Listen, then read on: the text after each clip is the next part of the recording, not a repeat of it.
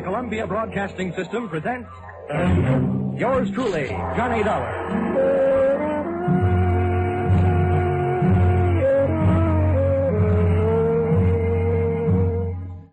The next half hour has its baggage packed to take a trip with America's fabulous freelance insurance investigator, Johnny Dollor.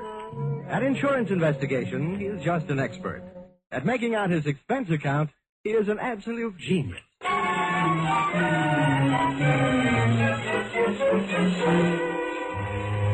Expense account submitted by Special Investigator Johnny Dollor to Home Office, Oriental West, Cargo Bonding Company, San Francisco. The following is an accounting of my expenditures during my investigation of delayed cargo aboard the SS Shanghai Wayfarer, or the case of the slow boat from China. Expense account, item 1, $181.52. Plane fare from Hartford to San Francisco in answer to your urgent call. Expense account, item 2, $3. Lunch on Fisherman's Wharf in answer to my stomach's urgent call. Item 3, $1.20, cab fare to your office. Dollar, my name is Fundy. I haven't had the pleasure of meeting you before. And may I say it's a pleasure meeting you. It's a rough trip. I'm glad it's over. Over? Oh, it's just begun. Here, Dollar. This is your plane ticket to Singapore. Singapore? Mm-hmm. You know, Fundy, I had a choice. Really? To come to San Francisco to see you, or to take a case in Boston. A nice old lady on Beacon Hill clubbed her husband with an early American bed warmer. But no, rather than New England broiled lobster, I'd rather have San Francisco cracked crab. Now, all of a sudden, Singapore. May I ask why? Yes. We've bonded against the delay a $120,000 cargo of raw tin aboard the Shanghai Wayfarer. The ship was due to sail from Singapore 3 weeks ago. Still out there, tied up in the Tanjong Pagar dock. What's the delay? Mutinous, mechanical, or just plain mysterious? I'm afraid it's a little of each. We flew an expediter out there 10 days ago to see what he could do. All the satisfaction we've had from this man, Harrison, is a report that since his arrival, the Wayfarer's main shaft is burned out, her freshwater pumps have fouled up, and her steering machinery has gone on the fritz. You don't need an insurance investigator. You need a good plumber. Well, maybe you're right. But anyhow, you'll find our man Harrison, William Harrison, at the Crown Colony Hotel.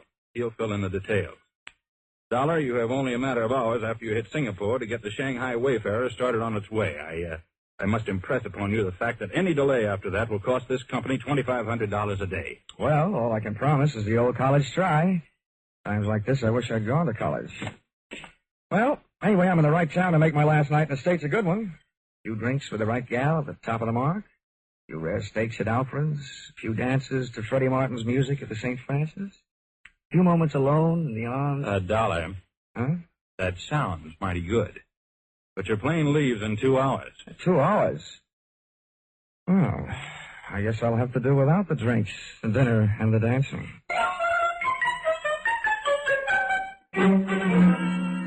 Expense account item 4, $120.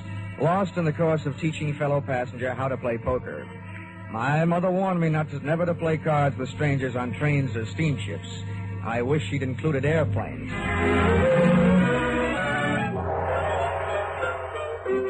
You'd implied, Fundy, that the situation smelled. Well, you should have caught a whiff of the city, especially the native sections, through which I had to pass on my way to the Crown Colony Hotel. I found it on Anson Road. I found myself a room. I also found William Harrison's room. Harrison? Hey, Harrison.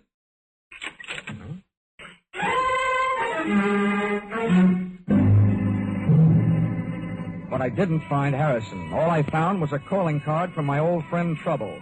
Wherever Harrison was, he didn't want to be, and he left a trail of broken furniture and blood to prove it. I searched the dresser. Shirt size, 14. Socks, 9. That meant Harrison was a small man. I went to the bathroom, shaving brush and toothbrush still wet, indicating that he'd been there not too many hours before I arrived. Then I tried the wastebasket. In addition to one large glob of used chewing gum, an empty cigarette package, and some old Kleenex, I found a swizzle stick with a name on it. The Collier Key Bar. Well, all that meant was that Harrison had a head cold and been trying to cure it with Singapore slings. But at least I knew where he'd been drinking it.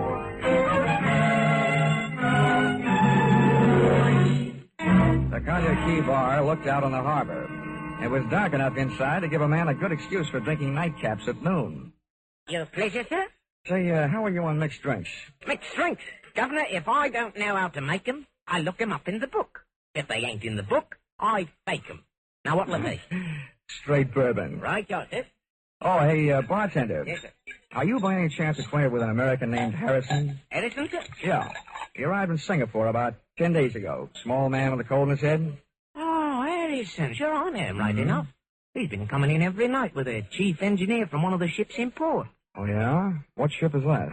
Oh, the Shanghai Wayfarer, I think. Oh, the Shanghai Wayfarer.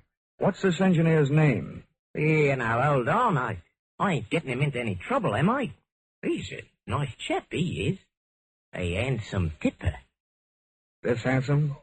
My governor, $20 Why? Compared to you, sir, Mr. Frank Moore is downright tight-fisted. Well, how about that? I done it. I let Mr. Frank Moore's name slip right out. My missus is right. For a little man, I've got a ruddy large mouth.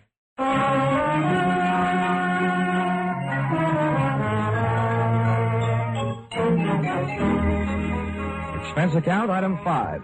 Rickshaw fare to the Tanjong Pagar docks, 10 cents. Tip to Pony Boy, $1.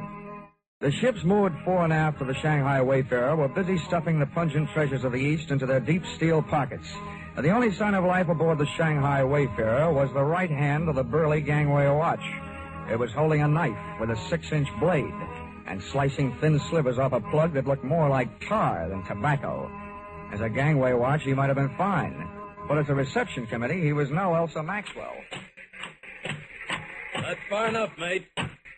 There's nobody aboard and there's nobody coming aboard. It's all right with me. All I want's a little information. Where can I find your chief engineer, Frank Moore? You come to the wrong place. Try the icebox over at the Singapore police. They fished him out of the harbor this morning, stabbed to death. Oh?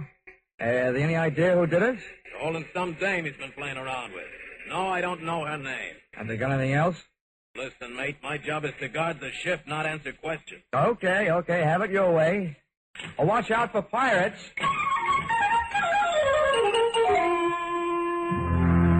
The British Chief Inspector, Singapore Police, gave me everything except an invitation to tea. But unfortunately, he never even heard of Harrison. He took me into the morgue, and a look at Frank Moore's body told me nothing I didn't already know. He'd been stabbed, all right, and whoever had killed him had sunk him with a hole in one. As for his personal effects, his Maritime Union card confirmed the fact that he was indeed the chief engineer of the Shanghai Wayfarer. A stack of crisp American $20 bills in his wallet made me wonder whether he hadn't been picking up a little extra pin money for delaying the departure of his ship. And finally, a photograph that made me admire the late Mr. Moore's taste in women. Whoever it was that said, "Never the twain shall meet," should have met her. She was half caste and all woman. Her picture was inscribed to Frank Moore, "Yours forever, Chandra." From the inspector, I learned 2 more things. 1, the fact that the police had already questioned and released her. And 2, her business address, the Wardlaw Bar on Malay Street. Hello,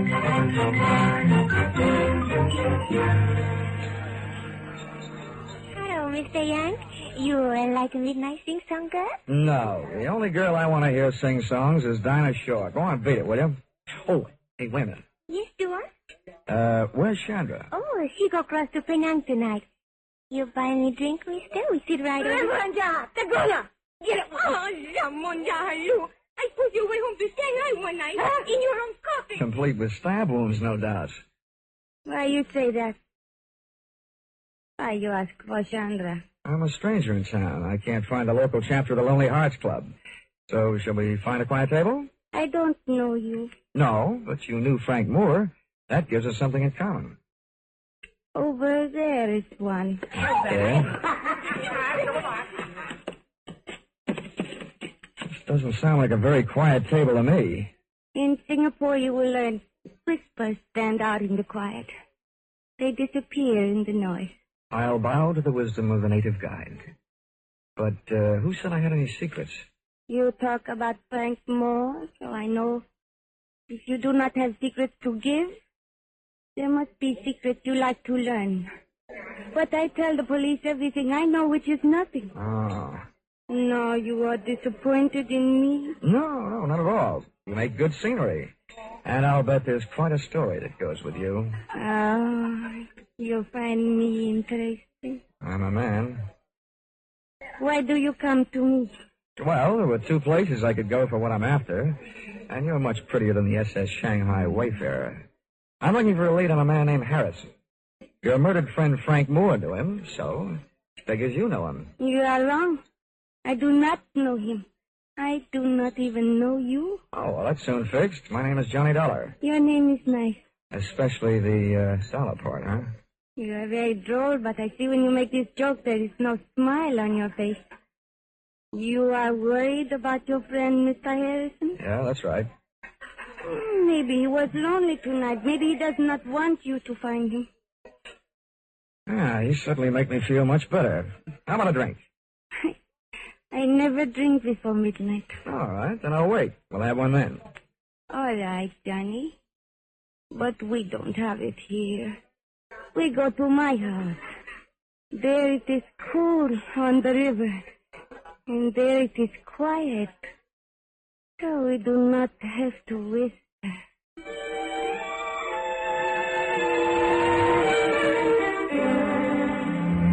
Midnight must have been invented for Singapore, and her house must have been invented for midnight. Only one thing looked out of place.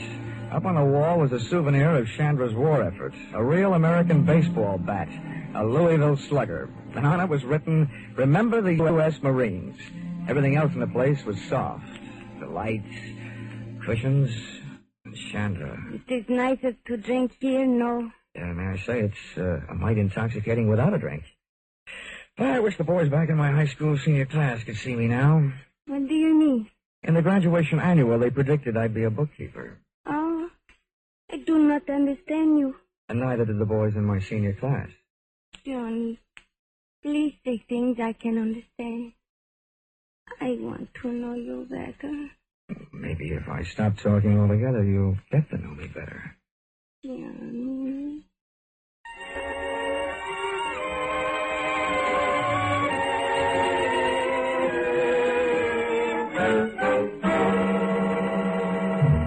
So I stopped talking, but I didn't stop thinking. When I'd mentioned Harrison to Chandra earlier, she said maybe he was lonely tonight. If she didn't know him or anything about him, I wondered how she knew that he was missing tonight and not for a couple of days, or maybe even longer. Besides, the boyfriends of women like her don't keep secrets. I still assumed that if Frank Moore had known Harrison, Chandra had known Harrison. I also assumed that she'd spited me into her parlor for purposes other than social. And that notion was seconded soon after I had it, when somebody kicked the door open. It's you, Johnny Dollar. The two boys in the door were not from Western Union, and ugly as they were, Chandra left my side to join them, which made me think that maybe my senior class had been right. Looking at that trio, 6 eyes and 2 guns glaring at me, I wished I was a bookkeeper.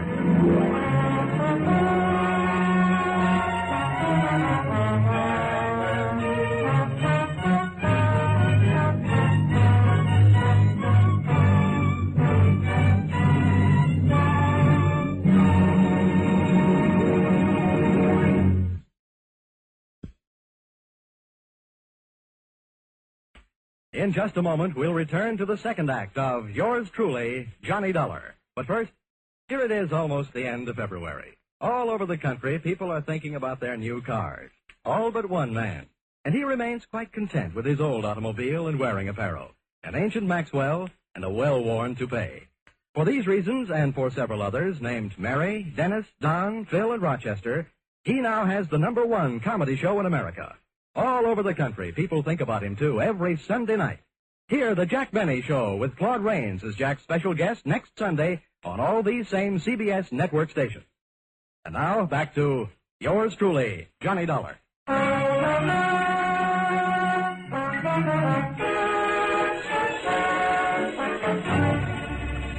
men with the guns, described from left to right, were a fat man with 3 chins and a bald dome, and with him, a punk with a sneer and arms that were too long for the rest of him. They gun muzzled me into a chair and started making anything but sense.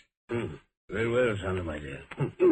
We are at last face to face with the mysterious stranger. Johnny Dollar. Oh, don't kill the suspense and tell me why. He knows why. He came to the Wardlow bar. He knew about Frank Moore, and he was looking for the other one, Harrison. That is why I phoned you. Well, it would seem then that this unfortunate chain of events is nearing the final link. Yeah, this guy uses his head better than Harrison did. Well, Dollar? I'm using my head right now. Splendid, splendid. So doing, you may well prevent Harrison's death as well as your own.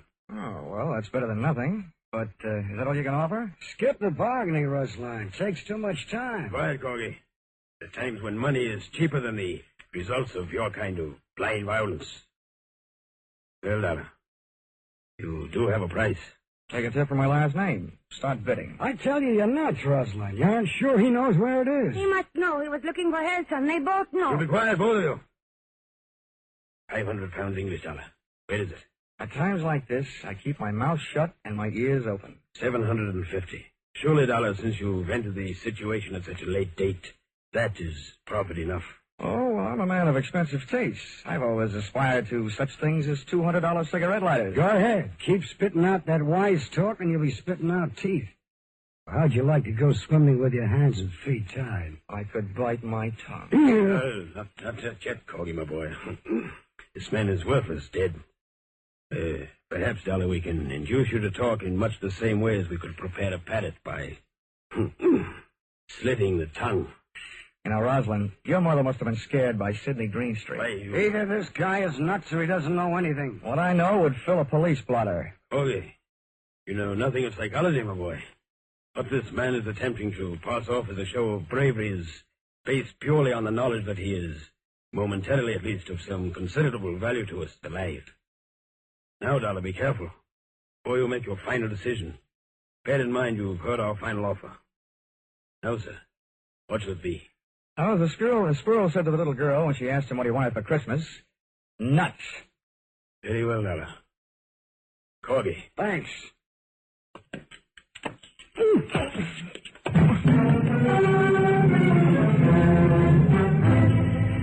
I finally came to in the dark, trussed up like a turkey, and lay there trying to figure it out. Obviously, the two rude dudes thought I knew something I didn't know. But what I did know was that finding Harrison had turned into a big, fat headache. Also, that I had accomplished exactly nothing towards speeding the SS Shanghai Wayfarer over the bounding main.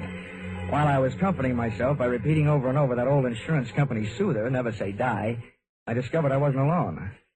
Hello. Huh? Who are you? Well, you were here first. You tell me. Well, my name is Harrison.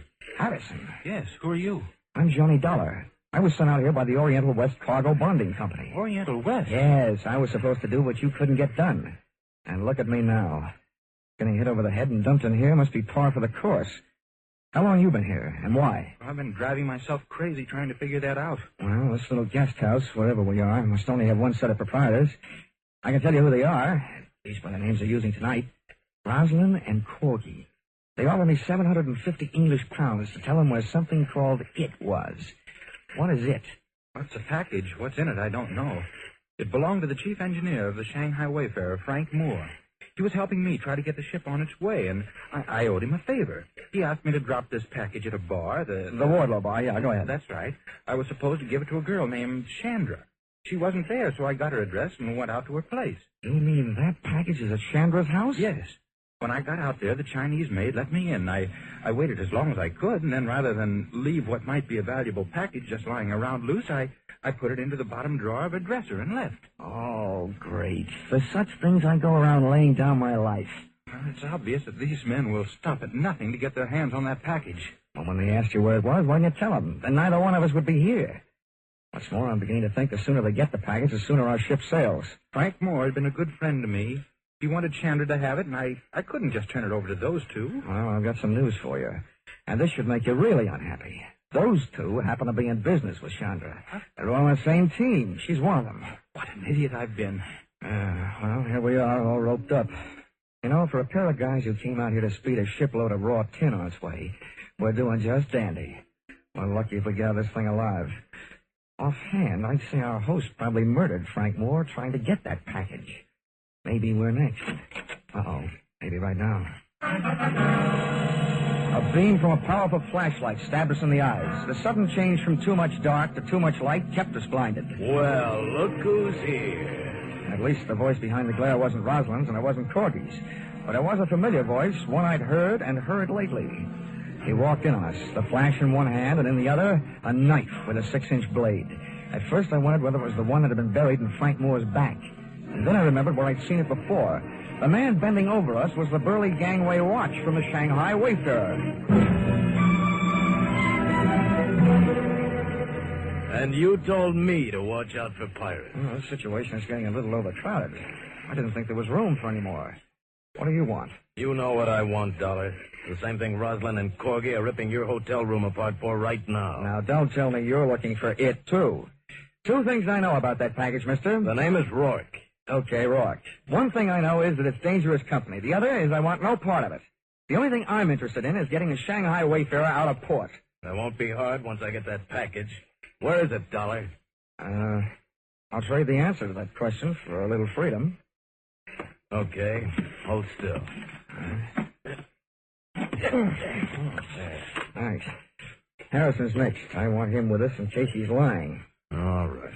Okay, Harrison, roll over. Hey, you!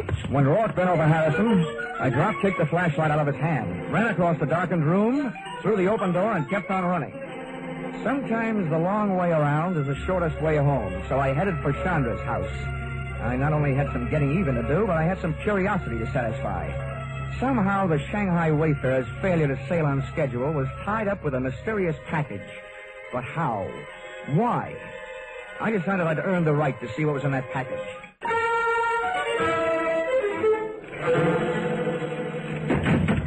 Johnny! I didn't want you to be lonely.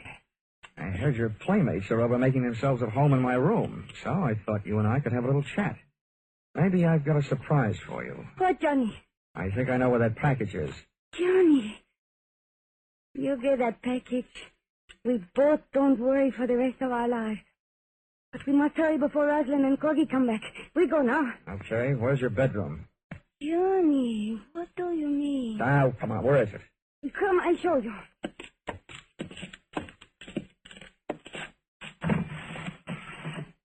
No, it cannot be.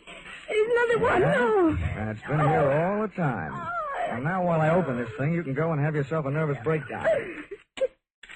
Say, this is more fun than unwrapping Christmas presents. And now I take off the cover. Wow. Now I know how the winner feels on Hit the Jackpot. The package was paper all the way through, brown wrapping on the outside and green spending on the inside. Big bundles of fresh, clean American 20s.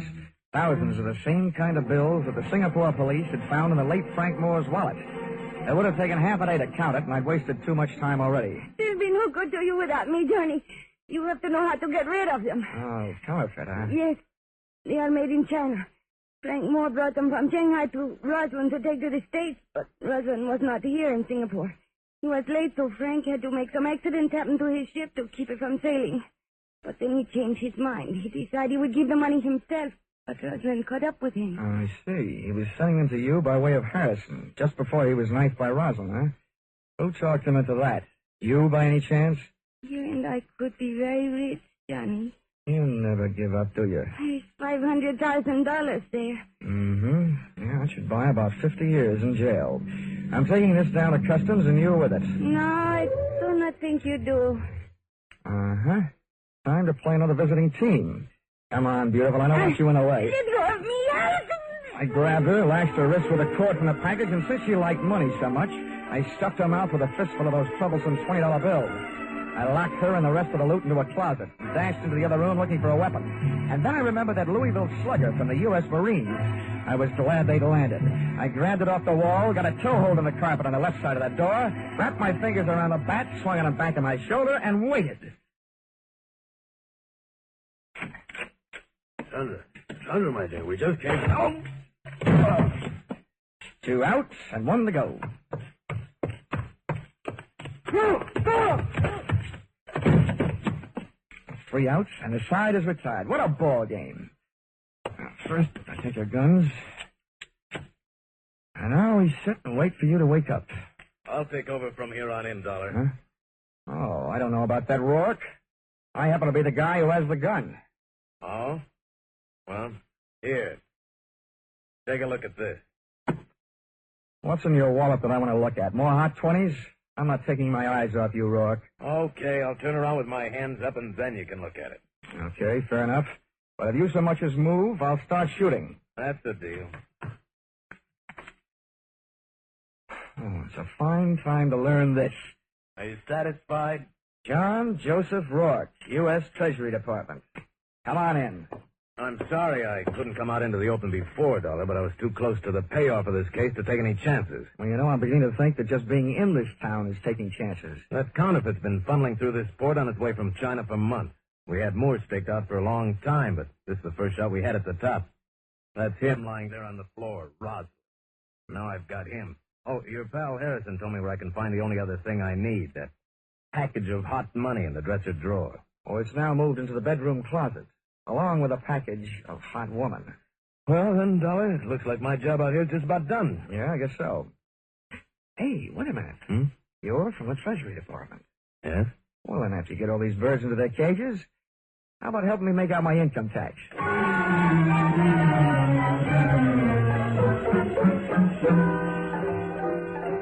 Expense account, item 6. Hotel bill, 1 night in Singapore, $5. Item 7, 1 new outfit, replacing mine, which was ruined in course of taking midnight dip in Singapore River, $200. Item 8, $20. Bar checks for cheering up one William Harrison, your expediter, whose innocence had him running errands for the man who was holding up the departure of your ship. Item 9, $375. Spent while killing time until the departure of my plane back to the States, after the Shanghai Wayfarer finally sailed. You see, this time, I had 4 hours on my hands instead of the 2 you allowed me in San Francisco. Expense account total, $1,407. Signed, yours, truly, Johnny Dollar.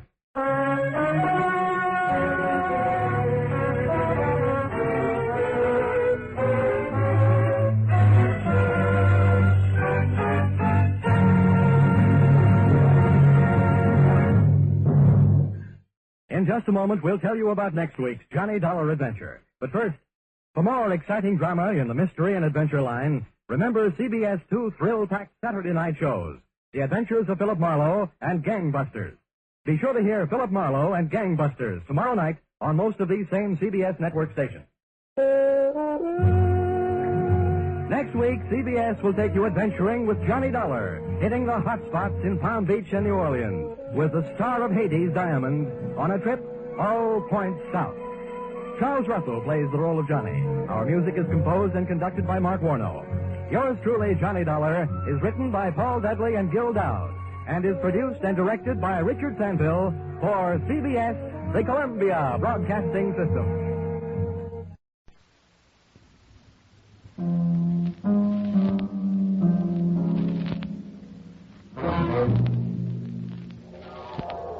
The Columbia Broadcasting System presents Yours truly, Johnny Dollar.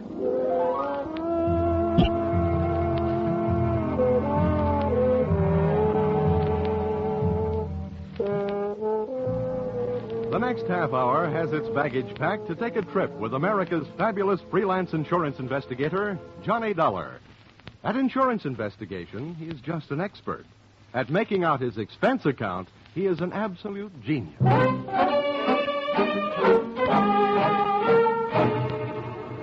Expense account submitted by Special Investigator Johnny Dollar to Home Office, American Continental Life Insurance Company, Hartford, Connecticut. The following is an accounting of my expenditures fulfilling your assignment as a bodyguard, the body being that of your late policyholder, Robert W. Perry. Expense account item 1. Fare on night train Hartford to New York, $3.80. Expense account item 2. $1.80 taxi to Lower Manhattan the following morning. 2 officers Perry and Van Bruten, importers, arriving as promised at exactly 9 a.m. Good morning. May I help help you? Yeah, my name is Johnny Dollor. I have an appointment with Mr. Perry for 9 o'clock. Oh, yes, from the insurance company. Well, you're right on time. Yeah, they told me I'd better be. Mr. Perry just came in. He's alone and waiting for you. I'll buzz him that you're here. Thanks.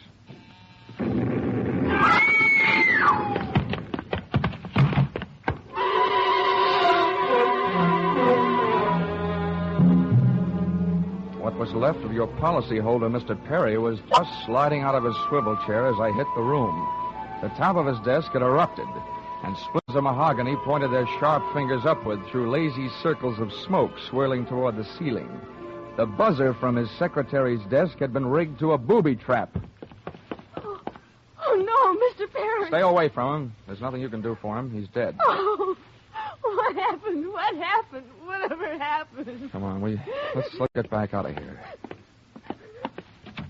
Here you are now. Sit down. I'll get you a drink of water.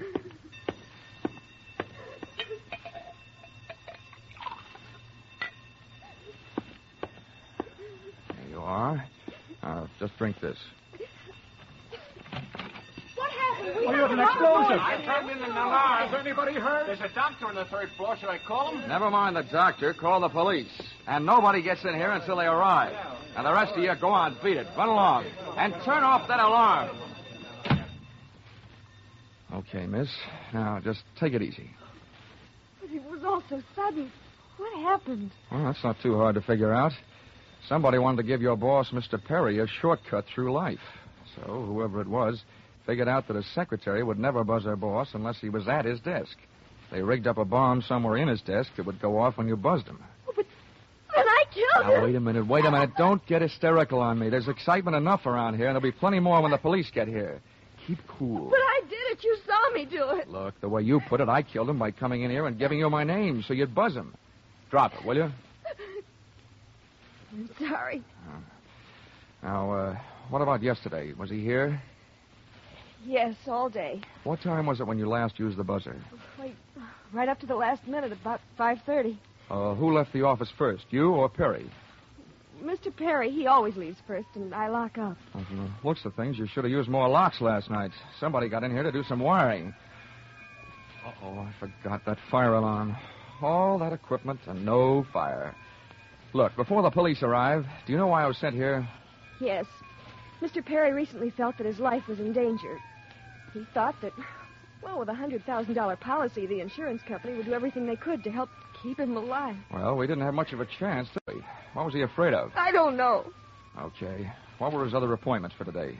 He only had 2. His partner, Mr. Van Bruten, at 11, and then... One at a time now. Van Bruten. Anything special about their meeting? Yes. Mr. Van Bruten arrived just yesterday from Holland. You mean there was a branch of this firm in Holland? Yes, and Mr. Perry was buying out Van Bruten's interest. They had their final meeting at Van Bruten's hotel last night. Oh? And Van Bruten was coming by this morning to pick up his money. Cash? No, a cashier's check. The bank is to deliver it here at 10:30. Now, quick. Perry's other appointment. Who was that? Christine, his wife. Oh, yeah. Now Christine, the beneficiary. Yes, but she wouldn't have been the beneficiary in another 2 weeks. They were getting a divorce. Thanks for the motive. You don't like her? I didn't mean it that way. How about Perry? Did you like him? Okay, well, here's an easy one. What's your name? Susan Gates. Now, isn't that about enough? Okay, Susan, you'd better save your voice. During the next few hours, you're going to have a lot of talking to do. Oh, here come the firemen, and we haven't even got a child to ask them to save. Where's the fire? I'm looking for a fire. Just stick around. When the cops get here, somebody will get burned.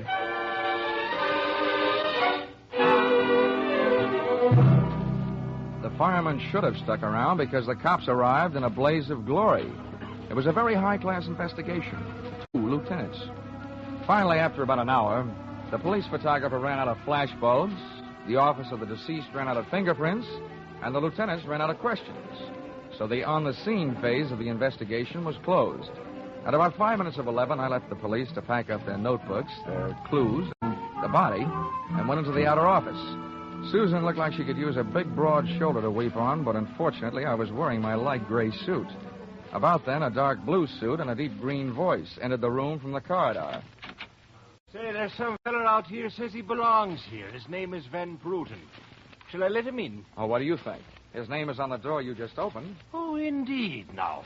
Well, my name happens to be Murphy, and it's on beds all over the country.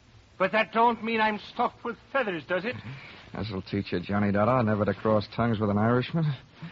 Okay, send him in, officer. Yeah. All right, you can come in. The policemen are there. Is there trouble here? Oh, I am Bremer van Bruten. Where's Mr. Perry? What? He's waiting for me, no? No. But my appointment. He's not keeping any. He's dead. Dead? This isn't possible. Last night I saw him. He was well. What happened? He was hit by a buzz bomb. A buzz bomb? Please. Oh, sorry. I forgot other people aren't used to these things. You mean that was foul play? Very foul. Please, may I sit down? My first visit in all these years, since before the war. It was to be so happy. But now, tragedy like this. He was a good man, a good partner. I understand that as of last night, you were no longer partners. Yeah, I'm glad you mentioned that. I realize, of course, that it is indelicate to speak of such things as money at a time like this. But that is why I'm here, to receive my payment. Oh, just because Perry got his, there's no reason for you not getting yours, huh? But you misunderstand me. I am deeply grieved.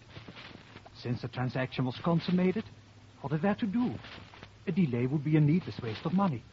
I have already paid for passage back to Amsterdam tomorrow. Your check is here, Mr. Van Bruten. Here you are. Thank you. In all my years of business, this is indeed the saddest moment. Yeah, those are very kind words, Van Bruten, and I'd believe them if your eyes would stop counting all the zeros on that check. Expense account, item 3, 90 cents. Phone call to your company. American Continental Life Insurance Company, good morning. Oh, well, that's a matter of opinion. This is Johnny Dollor. Put me through to Mr. Gordon, will you? Yes, sir. Mr. Gordon's office? Look, honey, this is Johnny Dollor. I want to speak to Gordon. Oh, and while I'm telling him what I've got to tell him, maybe you'd better sit in his lap with some smelling salts. I'm not that type of a secretary. And besides, he doesn't have a lap. Hello, Dollar. How are you making out? Out about $100,000. What's that? Yeah, somebody turned Mr. Perry into a firecracker. He's dead. Oh, that's bad news. It's a big policy, you know. Yeah. Look, what I want to know is, shall I stay on the case? Oh, certainly, Dollar. Certainly, by all means. By the way, is there a chance of proving suicide? There's a non-payment clause. To make this one a suicide, there'd have to be a Santa clause. Nobody could hate himself enough to do it this way. Well, what are the fraud possibilities? Only fair. There's an estranged wife. She's the beneficiary, but she wouldn't have been in a couple of weeks. Divorce coming up. I'll start with her. All right, Dollar. Good luck. But watch those expenses. Why, Gordon, I'm surprised. I'd think an insurance man would be the first to want to see a fellow live a little. Expense account, item 3. Cab fare, $2.80. Tip to driver, $1. Christine Perry's apartment was on Sutton Place, overlooking the river. And from what the doorman told me, all of the proprieties. I took the elevator up to the 24th floor, and there I discovered that our garden fresh widow was living high in more ways than one. Everything about the place was French. The maid that led me into the living room, the decor, and the perfume, which reminded you that breathing can be fun.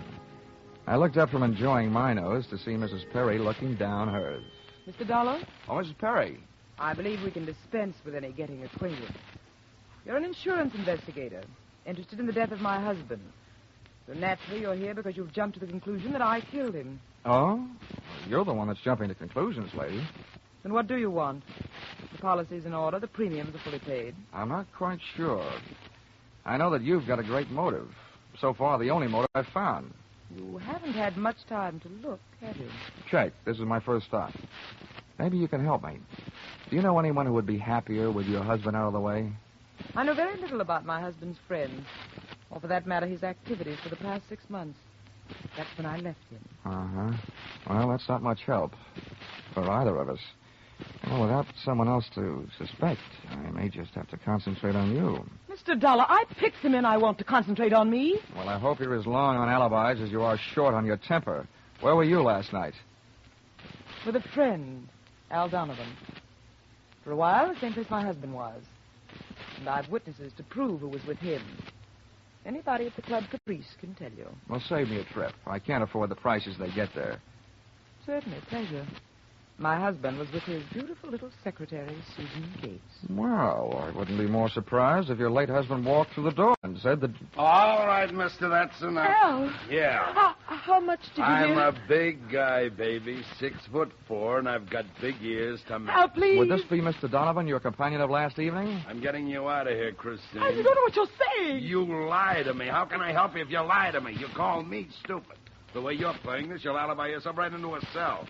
I'm getting you out of here. What are you doing to me, Al? You're crazy. Come on. She's right. You are stupid, Donovan. She was doing just fine till you dropped in. Mister, you've been asking a lot of questions. Now I'll give you one answer. All right, Christine. So much for the wise guy. Now about you and your alibi. You wasn't with me at the Club Caprice last night, and if it's so easy to prove your husband was there with his secretary, who were you there with? You told me you were going with your husband, talking divorce, remember? When Al measured me for that swing, I measured my chances with him.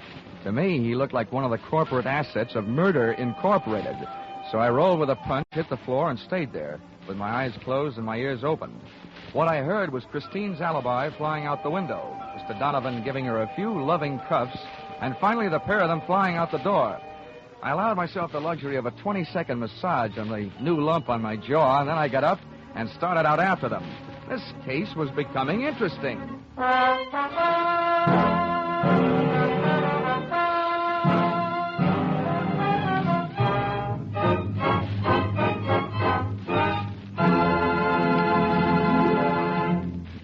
In just a moment, we'll return to the second act of Yours Truly, Johnny Dollar. But first, this important message. $60 million is what the Red Cross needs to carry on its great work in 1949.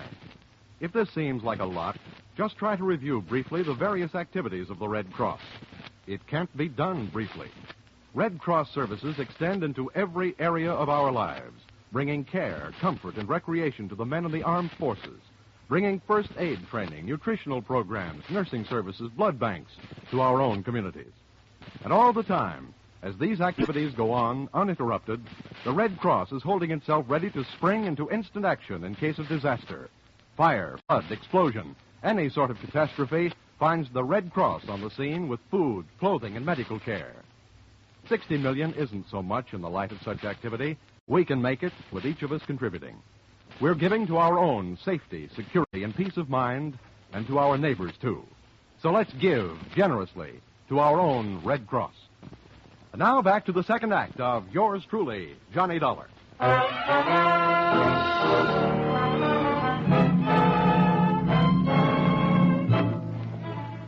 I hit the street just in time to see Donovan pushing Christine Perry into a cream-colored convertible. When they got rolling, I piled into a cab and followed them, and the chase was on. At 57th and Broadway, things got complicated.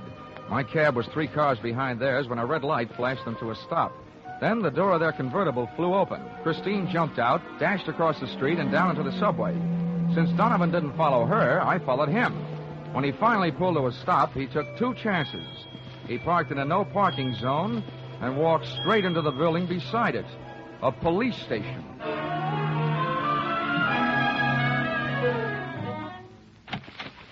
This is Mr. Dollor, Lieutenant. He's been waiting for you for some time. Huh? Well, you can wait outside, Sergeant. Okay, sir. My name is Johnny Dollar, Lieutenant. Here are my credentials. Insurance, huh? Yeah, the Perry murder in particular. Well, you've come to the right place, Dollar. A man named Donovan just walked in here and made a full confession. He what? That's right. My clerk's just typing it up. In the meantime, the gentleman is down in the tank having a bite of lunch on the city. He confessed. Does his story add up? As far as I know. I haven't heard too much about the case myself. It's not in my precinct. What did he use for a motive? Jealousy. Says he's in love. Wanted to marry Perry's wife. Did he say how he managed it? Yeah. He stole the key to the office from the wife's apartment, entered the building last night, and wired a bomb to the buzzer system. Uh-huh. Well, guys do a lot of strange things in the name of love. Yeah, looks like Donovan did. Ah, he either killed a man, or he's trying to cover up for someone who did. Well, listen, don't execute him for a couple of days. Huh, Lieutenant?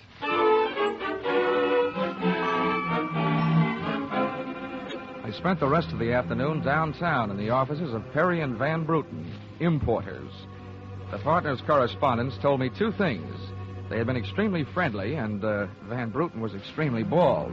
Perry had been sending him toupees from a famous Hollywood makeup firm. At 4:30, I opened the drawer marked Employment Files. They rocked me with two minor explosions of their own. The folder marked Donovan Albert J. told me that he'd been employed as Perry's bodyguard over a period of years and that he was canned the day before the murder. Before I received blast number 2 from the folder of Perry's secretary, Susan Gates, the office door opened behind me. Well, Mr. Dollor, you're supplied with a search warrant, I hope? Just the one I was born with, Mrs. Perry. The kind they say kills cats. You know, curiosity. What are you looking for? I found it. How about you? What are you doing here? Why, I'm tired of dueling with you. I'm here because I want to... Well, I've got to talk to someone. I called your hotel. You weren't there. I tried to locate Susan, but I couldn't, so... I thought maybe you'd be down here. What's the basis of our sudden friendship? You should know. Al Donovan's confession. The newspapers have it already? Yes, but there's not a word of truth in it. He didn't kill my husband. How do you know that? Because... Well, it's impossible, that's all. Yeah, it was a little hard for me to swallow, too, when the police told me about it. But since then, it's become a little more digestible. What do you mean? I just learned that he was your husband's bodyguard. He was fired yesterday. That same day, your husband calls his insurance company screaming for another bodyguard. Now, how would that add up for you? A beef, maybe? Al Donovan's a fool. He never thinks. He just rushes in and says or does whatever's on his mind. He told my husband if he didn't divorce me that... Well, he threatened him. Well, you came in here saying that Donovan's confession was no good. And you spend your time making it sound better and better. What do you want, anyway? I can't help it. I've got to tell you the truth. I know it doesn't sound like I'm trying to help Al, but what can I do? You really want me to answer that? Here. If you want to help Al, phone the police. Tell them Donovan made that phony confession to cover up for you. It's simple. Not as simple as that. You don't need the gun, Christine. Hang up the phone. Sure. I hope you don't mind my aversion to being held for murder myself. Well, that's a common aversion. I'm in no hurry to see you behind bars. But don't forget, when the cops want to pick you up, they'll do it. Now, don't spoil the rest of the afternoon. Take that gun someplace else. I've got things to do. The first, I imagine, will be the call that I wouldn't make. Well, not necessarily. If it'll make you feel any better, we'll just put this phone out of order. Satisfied? Of course not. But don't get me wrong, Mr. Dollor. I wish you nothing but success in your investigation.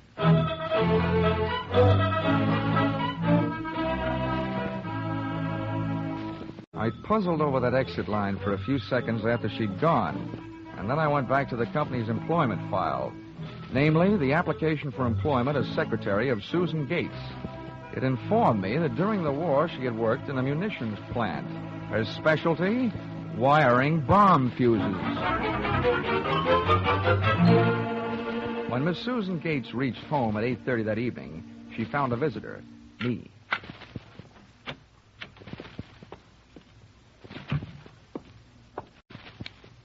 Oh, how did you get in here? A professional secret. Oh, you scared me.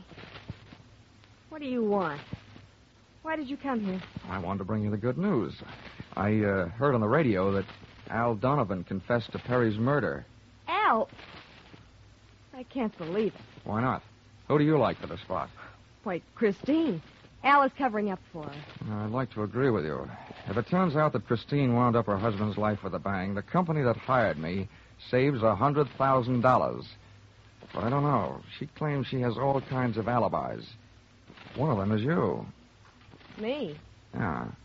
Did you see her at the Club Caprice last night? Why, yes. I know who you were with. Your boss. There's nothing wrong with that. Oh, I'm not preaching a sermon. I want to know who she was with. I don't know. A man I'd never seen before.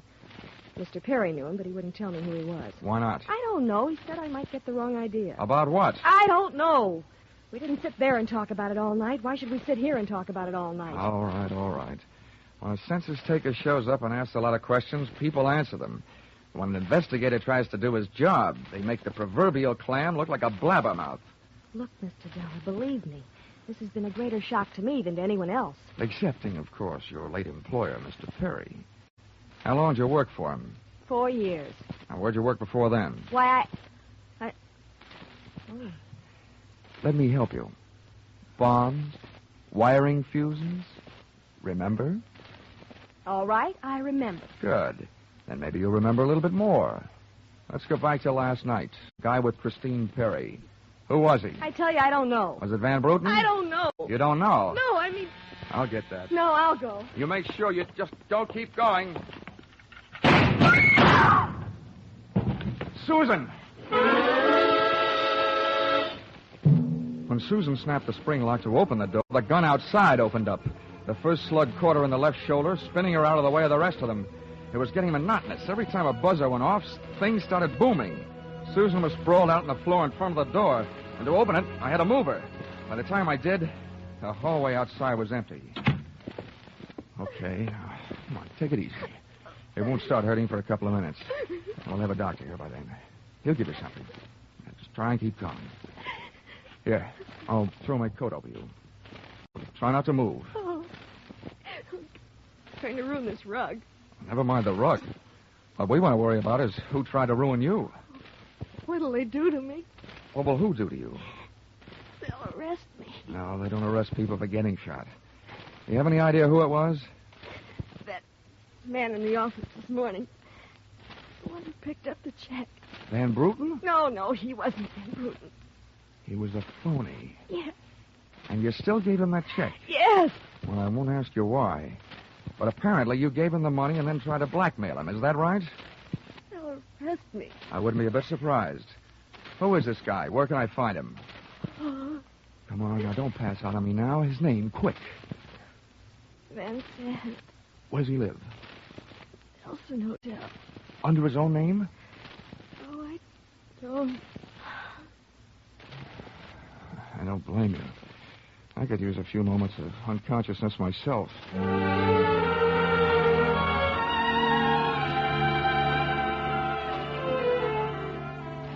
The Nelson Hotel didn't have a Dutch name on the register, so I got a hold of the housekeeper and found out how many rooms her staff hadn't been able to make up all day because of Do Not Disturb signs on their doors. I went a-calling at these particular rooms. On the 9th floor, I awakened one old maid. On the 7th, I startled a bunch of poker players who thought they were being raided. On the 5th, I blushed my way out of the bridal suite. And on the 4th, I struck the door of 427 and the jackpot. Who's there? Don't you see the sign? I do not wish to be disturbed. Oh, sorry. I must have the wrong room. I started up the hall after the fire axe, but when I got to it, I changed my mind. One of the few things I'd learned about this guy Van Sant was that he loved to murder people through doors, so I decided against trying to chop his down. Then I remembered the way those people came pouring out of those offices earlier in the day when they heard that fire alarm. So I picked up the little red hammer next to the big red fire axe, broke the little glass window, pulled the little brass hook, and set off a big brassy noise. Then I rushed back to 427. Fire! Fire! Where's the fire? Right here in my eyes, sweetheart. Why you come here? You wish you hadn't. Never mind the dresser. You're through shooting guns for the day. Oh. What do you think, Van Sant?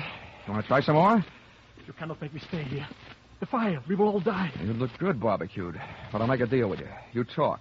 And if I like what I hear, I'll show you how to get out of here alive. How do I know this? Well, you don't think I'm going to stay here and fry, do you?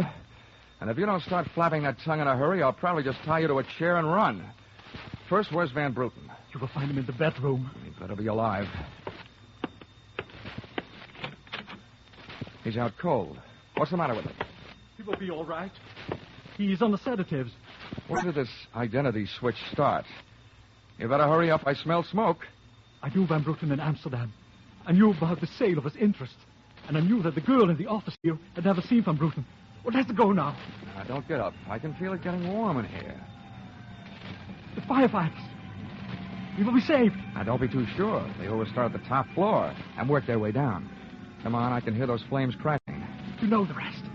Last night, when the transaction was all finished with Perry, I gave to Van Bruten some sedative and his cocoa. You set up that bomb so Perry'd get it before you showed up to pick up the check. Yeah, I told you that. Then it happened that girl didn't know I was an imposter.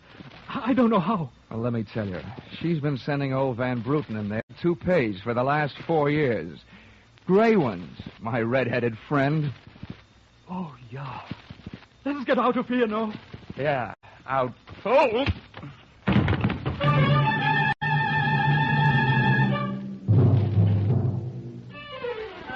Expense account item 4, $1.40.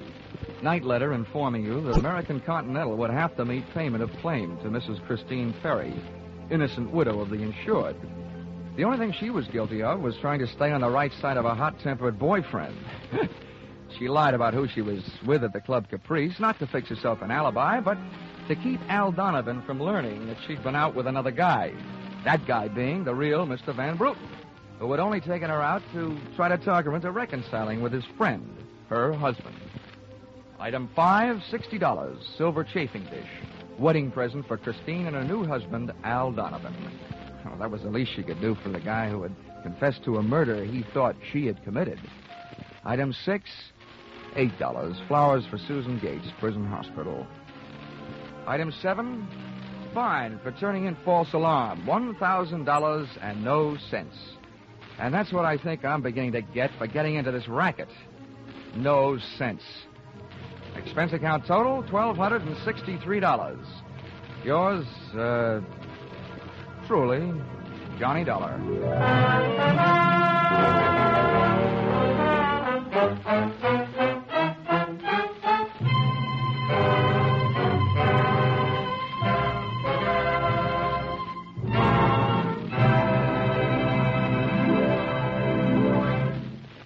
In just a moment, we'll tell you about next week's Johnny Dollar adventure. But first, this reminder. Just a little earlier tonight on CBS, Jack Benny turned dramatic actor on the Ford Theater. But this Sunday, he'll be back again on his own show with a special treat for the Jack Benny fans. After the last broadcast on which the Ronald Colemans appeared, thousands of letters came in from fans asking that Jack invite Ronnie and Benita back again soon. The Waukegan Wit did, and Ronnie and Benita, by popular demand, returned to the Jack Benny program this Sunday in what should result in one of the most hilarious broadcasts of the year. So be sure to listen to Mr. and Mrs. Ronald Coleman on the Jack Benny Show, which is heard on all CBS stations this Sunday.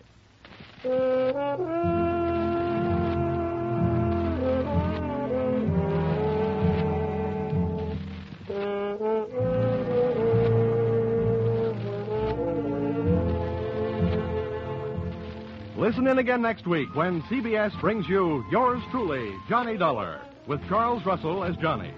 Yours Truly, Johnny Dollar is written by Paul Dudley and Gil Dowd, with music by Mark Warnow, and is produced and directed by Richard Sandville for CBS, the Columbia Broadcasting System.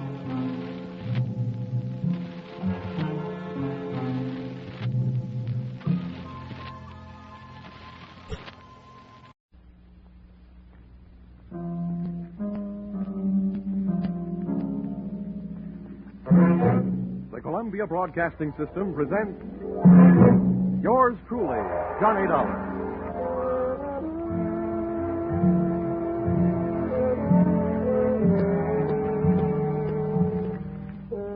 The next half hour has its baggage packed to take a trip with America's fabulous freelance insurance investigator, Johnny Dollar. At insurance investigation, he is just an expert. At making out his expense account, he is an absolute genius.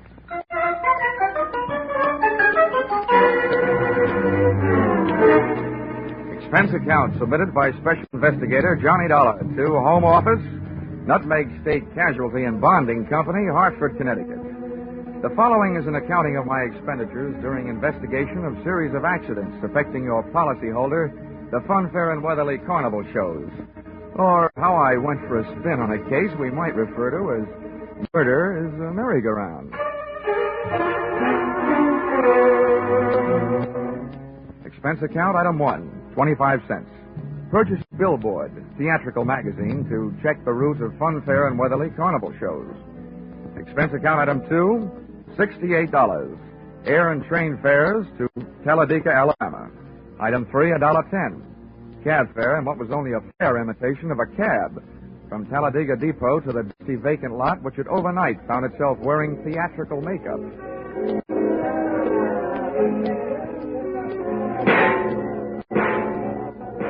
Brightly as the hot sun beat down on the midway, it couldn't help the layout of canvas and slats from looking beat up.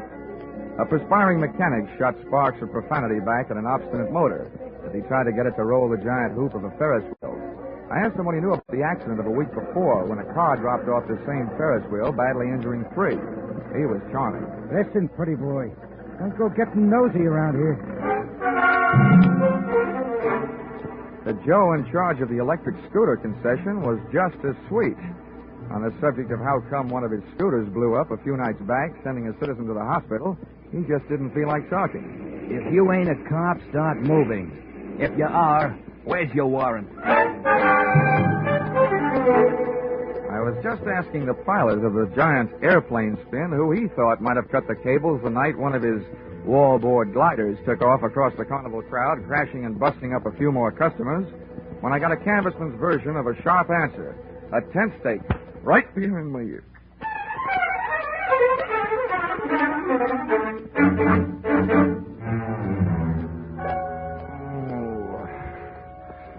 Well, those sleeping beauties waking up, huh?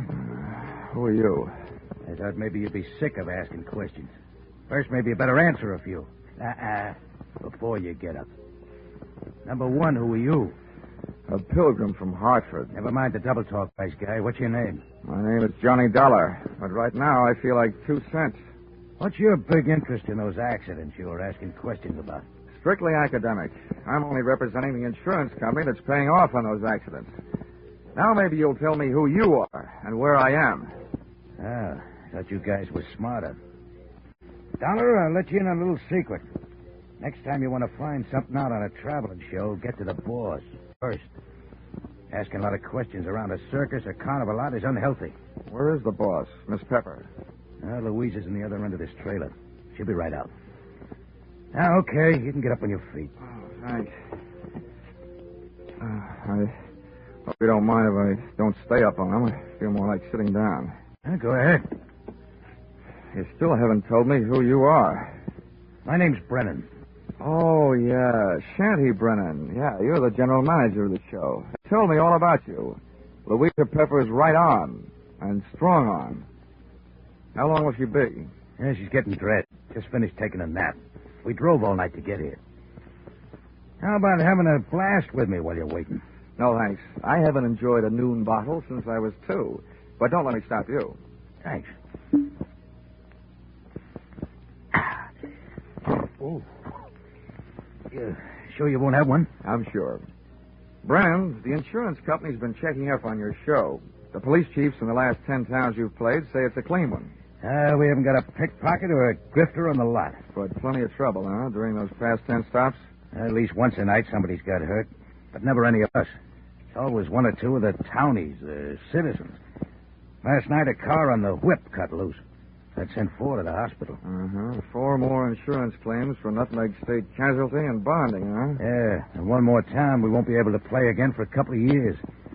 It's a wonder we didn't travel out of that town last night by rail, tarred and feathered. For 10 straight nights now, you've had at least 1 big accident every night.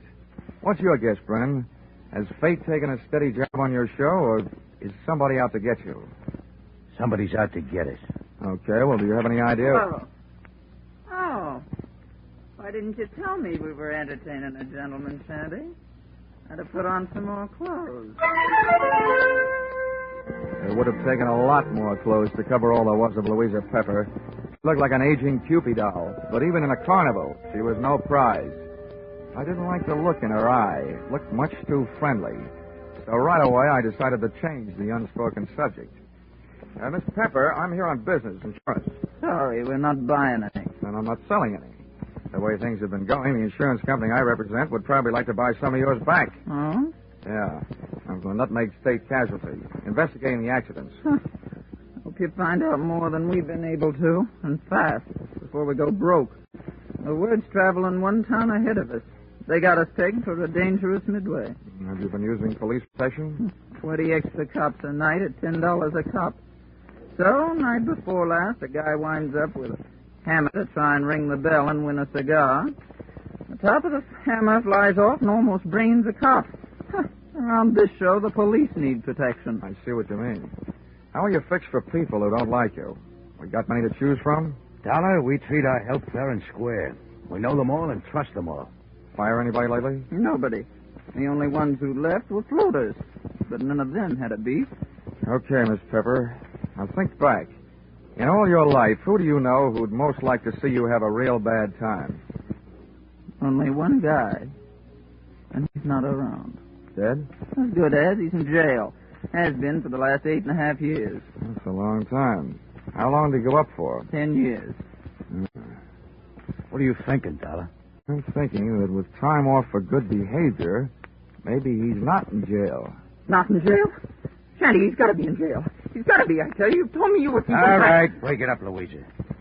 If Carter Lacey had a voice as sharp as yours, he could saw his way out of jail. Okay, Dollar, you made a guess. How about seeing how good it is? Sure. I'll find out if your bogeyman is still in jail, but I didn't catch that name. Lacey. Carter Lacey. And where's he been in the pokey? Massachusetts State Prison. At Charleston. Well, what did he go up for? What's that to you? Cut it, Louisa. Dollar, we sent Carter Lacey to jail for attempted murder. He tried to kill Louisa's niece, Myrtle. Is she around? He's running the snake show on the Midway. Dollar, how soon can you check whether Carter got out? As soon as I can make a telephone call. But, Shanny, before I do, I'd like to elaborate on that guess I made. Now I'd not only guess that Carter Lacey is out of jail, but I'd also guess that he's been out a little over 10 days.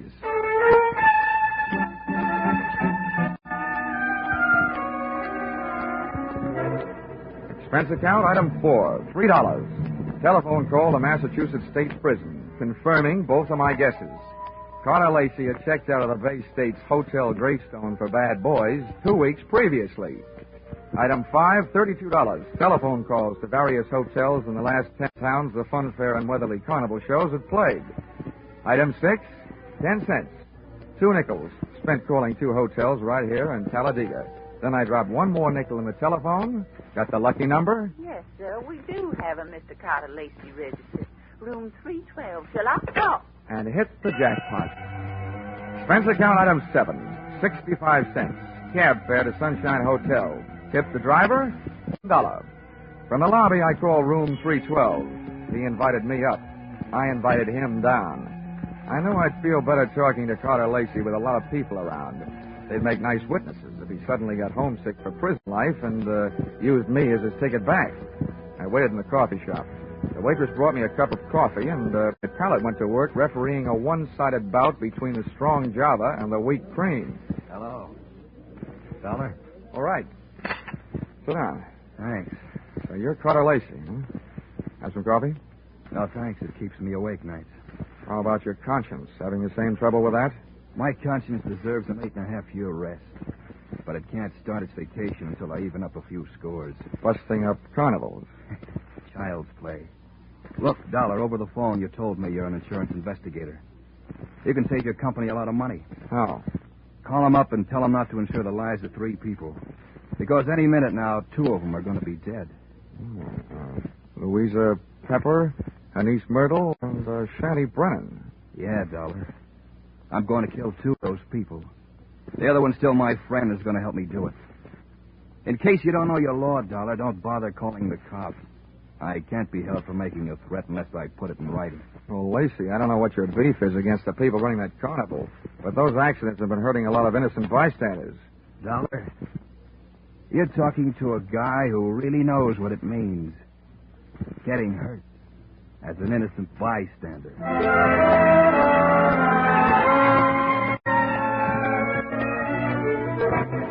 Expense account, item 8, $25. Retainer to local detective agency hiring shadow for Mr. Carter Lacey. Explanation? An ounce of crime prevention is worth a ton of trials. Item 9, $1.20. Cab fare back for the evening's festivities at the Fun Fair and Weatherly Carnival, which was rapidly becoming more and more of a thrill show.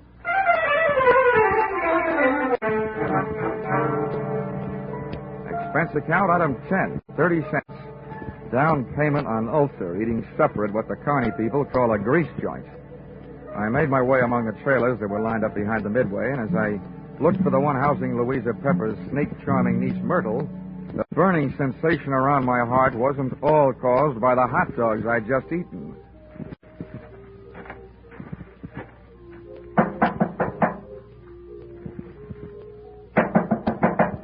Who is it? I've got a message from Carter Lacey. What did you say? I said I've got a message from Carter Lacey. For you and your Aunt Louisa, Shanty Brennan. You're the only one I haven't met yet, so I thought I'd deliver it to you first. Where is he? In town. Got any snakes in the trailer? No, of course not. All right, then. How about inviting me in? Are you the insurance guy they told me about? Yeah, that's right. Okay, come in. What did Lacey say? He said that he's going to kill 2 of the 3 of you. Which 2? Didn't he say? No, he didn't. He just said that 2 of you are going to get it. And that his one friend among you, the remaining one, is going to help him do it. He'll do it. He hates us. I know he'll kill it. You say Louisa and Shanny don't know yet? No, they don't. You're the first to know. Well, then wait here. I'll run tell him. I'll stop back here before I go into the tent to do my next show. Grab yourself a drink. I'll be right back. But she wasn't right back, and it's just as well she wasn't. She might have interrupted me while taking a sightseeing trip through the drawers in the trailer's built-in bureau. The piles of silky nothings that give gals that certain something didn't tell me anything I hadn't known about women before. But a little black book stashed among them did. I needn't have rushed my search, though, because Myrtle Pepper was still gone after 10 minutes. That's about the time I headed back to her Aunt Louisa's trailer, pulled open the door, and walked in. You scared me, Dollor, barging in like that. Mr. Dollor, I told you I'd be right back. Did Myrtle here deliver Mr. Lacey's little love letters? Yes, the fool. He always was a fool. He can't kill us. You mean it's against the law? I mean, it's impossible, that's all. Look, Miss Pepper, you and your niece here are both plenty scared. Why, you're out shaking those fruit stances you got working on the midway. Myrtle, have you told Shanny about Lacey's threat? Yeah, I met him on the way over here. Asked him if he'd feed my snakes before showtime. They're dangerous to work with if they're hungry. Yeah, I told him. He said he'd join us here. What did he say when you told him? He said if Lacey had one of us helping him, then the 3 of us had better stick together so we could at least watch each other. Smart man. He had a good idea. I see the 3 of you had better stick close to each other, beginning right now. Come on. Where are we going? Over to the snake tent. And when we get there, Myrtle, you'll be the only one of us who'll be among friends. The 3 of us left Louisa's trailer. We walked past the back of the shooting gallery concession right in the front of it. And along the back of the line of canvas shanties. We stopped at one. Myrtle pulled back the canvas flap, and I stepped in ready for anything. With the ladies not far behind me, I edged slowly over to the square red board fence set up in the center of the tent. There were danger signs splashed in white paint along the outside walls of the pit. I clenched my teeth and looked down through the wire mesh top at a slithering tangle of writhing, angry reptiles. And there, lying among them with a vicious red welt splashing his forehead, was Shanty Brennan. He was feeding the snakes, all right.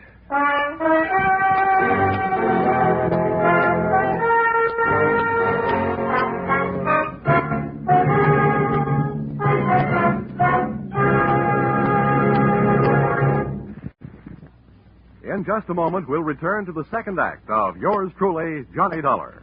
But first, here is some news. 30 minutes of new thrills will be added to CBS 10 Great Sunday Night Entertainments this coming Sunday. At 6:30 p.m. Eastern Standard Time, where you formerly heard Spike Jones, CBS will bring you screen star John Lund in an adventure-packed tale of a ship filled with terror and horror. This story, A Shipment of Mute Fate, starring John Lund, is the first of 3 special broadcasts from CBS' famous Escape series. It will be heard over most of these stations immediately preceding a familiar show which brings you a different kind of escape, The Jack Benny Show. And now, back to Yours Truly, Johnny Dollar.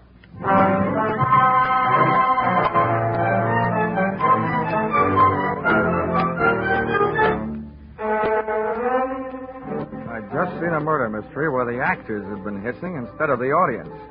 The lead character in that snake pit wasn't going to win any Academy Award. The scene of the crime was no place for a man, let alone a woman, so I herded Auntie Louisa and her niece Myrtle out of the tent and back into the trailer. Oh, poor Jetty. How horrible. Yes, I was wrong, Dollar, when I said Carter Lacey couldn't do it. What's going to happen to us? According to what Lacey told me, Myrtle, what's supposed to happen is only going to happen to one of you. What do you mean? Well, he claims that one of you was in this with him, and that one knows she's safe. This may turn out to be an acting contest between you two. What's that crack supposed to mean? Well, the one who's safe wouldn't want anybody to know she feels safe, huh? Oh. I wish I had learned to cry. Louisa, you don't think it's me? Well, I know it ain't me. Oh, ladies, how about observing a moment of silence in memory of the deceased? Well, I give you a few instructions. Okay. Have you got a gun in here, Louisa? Yes, and a license to carry it. Good. Where is it? The gun, not the license. Won't give it to you. Well, if you don't, people might get to thinking that you're Carter Lacey's girlfriend and accomplice. Anyway, I don't want the gun to take with me. I want to leave it here. Where is it? In that drawer right over there. Which end of the drawer? What's the matter with you, blind? You'll see it. I'm not turning my back on you. Which end? You'd make a lousy trapeze artist, Dollar. You don't take any chances. This end, toward me. Thanks.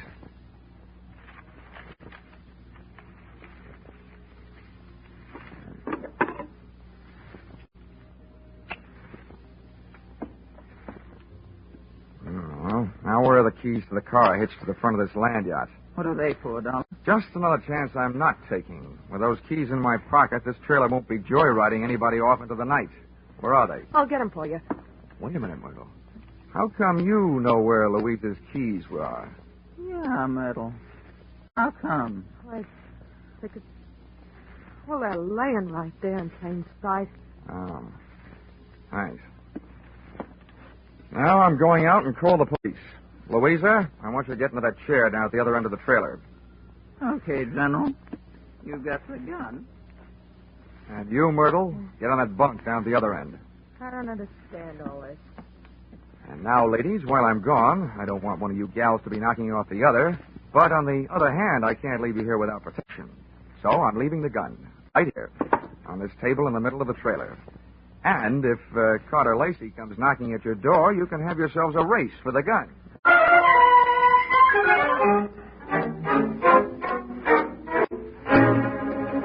Expense account, item 11, 5 cents. Telephone call to the local police, plus another nickel spent calling a taxi. The cops arrived in 4 minutes, cab in 15. Its driver had no siren to take him through the traffic lights. Item 12, $1.10. Cab fare on an exceedingly slow and torturous trip to the Sunshine Hotel. Tip to his kind of a driver, a nickel. I went up to the 3rd floor and headed down the hall to Carter Lacey's room, 312. I rapped for an entrance, but all that came back was an echo. The lock on the door was the soft touch type known to the trade as the burglar's friend. So I went in.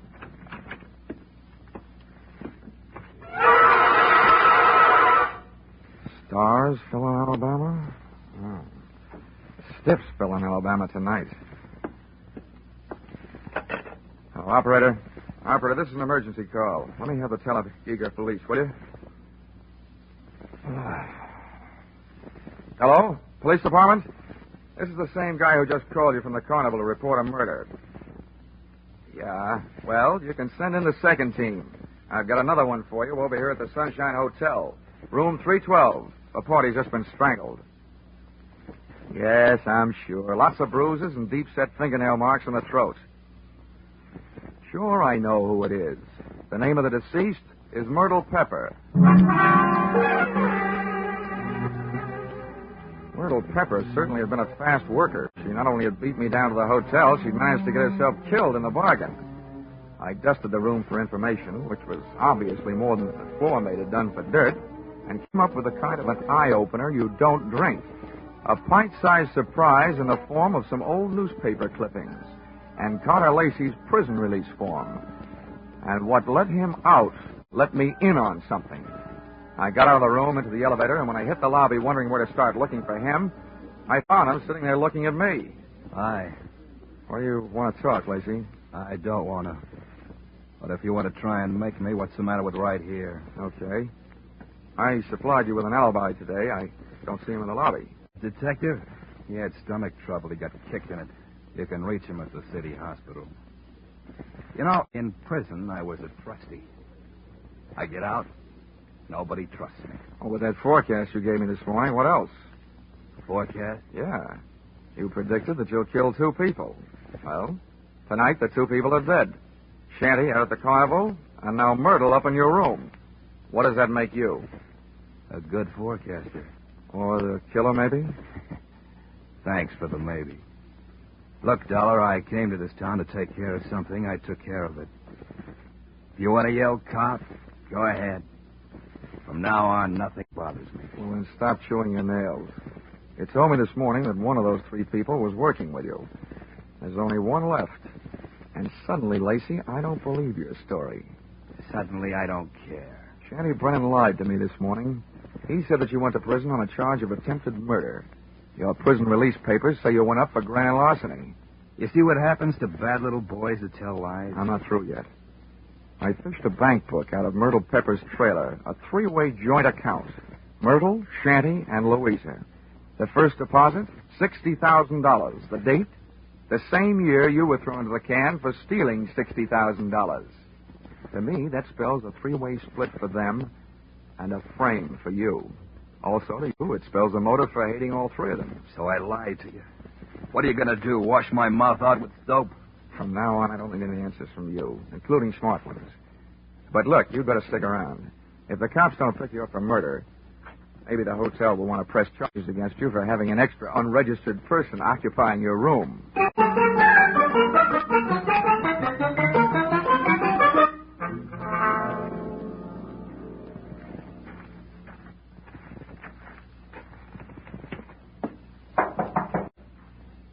Who is it? Johnny Dollor. Oh, wait a minute. Where's Carter? They arrested him? Tell me, did he escape? He's at the hotel, and the cops are on their way down there right now. I hope he's more talkative with them than he was with me. You talked to him? Yeah, I had a long, one-sided conversation with him. There's one thing I still can't quite figure out. Whether he really intended to kill Shanty and Myrtle or not. Myrtle? Yeah, strangled. Myrtle? Oh, poor little angel. Of course he meant to kill him. He hated us all. Well, you can hardly blame a fellow for being annoyed, framed on a grand larceny trap by 3 old chums. But you've got the wrong idea, Louisa. What I meant was, did he ever really intend to kill them himself? Or did he just intend to set off the greatest chain reaction since the atom bomb, and just sit back and watch the 3 of you try to beat each other to it? Well, that's crazy talk. Yeah, like a fox, maybe. He made his threat to me knowing I'd carry it back to you. I say you because you're the only one left. You see, he set himself up as a patsy. He'd been framed by you once before. To me, it looks like Carter Lacey learned a few things about wrong people during that 8-year stretch. Namely, that they never trust each other. You're absolutely nuts, Dollar. I think you'd better get out of here. Go peddle your insurance. The cops will take care of Mr. Lacey. I don't think they will, Louisa. Why not? Myrtle was strangled. That's the kind of murder a man would commit. Well? But there was a set of deep fingernail marks on her throat. And Carter Lacey bites his nails. So maybe you'd better get yourself a manicure before the police arrive. Thanks for the advice. Stand right there, Dollar. This time I got the gun. Hold everything, Louisa. Carter! This is a standoff, Louisa. Point that thing someplace else before I point mine up your snout. Okay, Dollar, get out. What's the matter with you, Lacey? Are you cracking up? Your plan was going along fine. First, Myrtle tossed Shanty to her snakes. Then Louisa took care of Myrtle. There's only one left, and the state will take care of her for you. That's not enough. There's one satisfaction I haven't enjoyed so far. That's hearing one of these pigs squeal. Carter, we can still split the money in the show and get out of here? The only one that's going to get out of here is Dollar. Beat it. I beat it, all right. I was the only one in the trailer without a gun. I plunged into the darkness looking for something and came up with a tent rope. Dashed back to the trailer door and lashed onto the guide rail. I didn't want those gun-happy birds flying the coop. Just then, the season opened. I didn't know who was going to come out the worst in there, the hunter or the hunted. The only key I had to the situation was the key to the car, the one I'd picked up earlier in the day. The car churned the trailer to the Carnival Bank lot and out to the highway. When I hit the cement, I started spinning the rubber.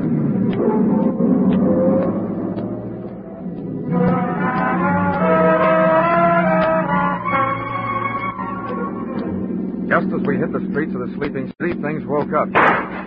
Whoever was left back there snapped a shot at me through the trailer's front window. The second shot was my cue to try to ruin their aim by playing rockabye trailer, swinging the car from one side of the street to the other. Just as the not-so-sharp shooter made another try, I picked up just what I was looking for. A game of tag with a police patrol car.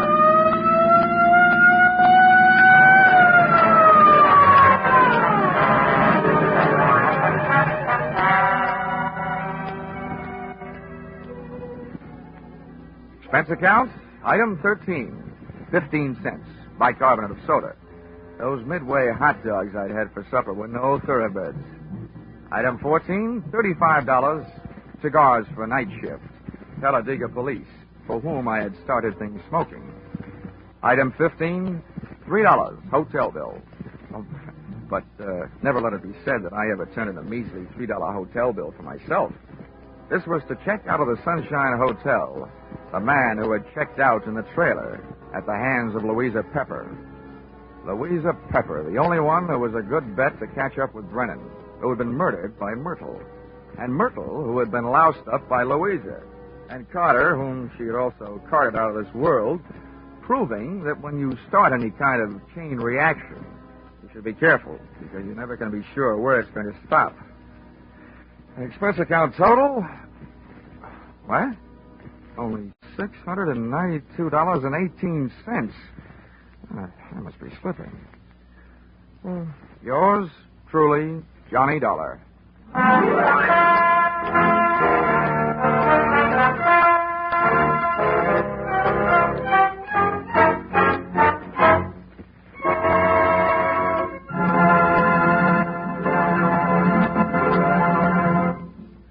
The madman of music is moving.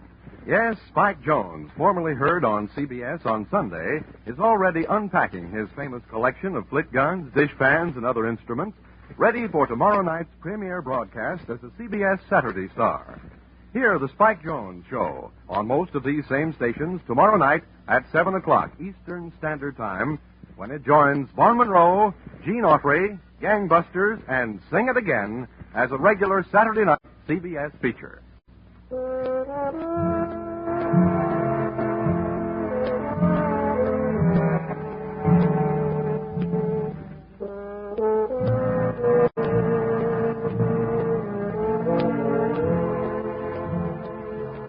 Listen in again next week when CBS brings you yours truly, Johnny Dollar, with Charles Russell as Johnny.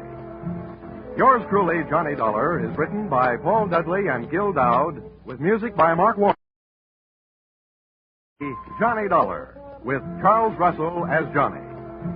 Yours truly, Johnny Dollar, is written by Paul Dudley and Gil Dowd, with music by Mark Warren.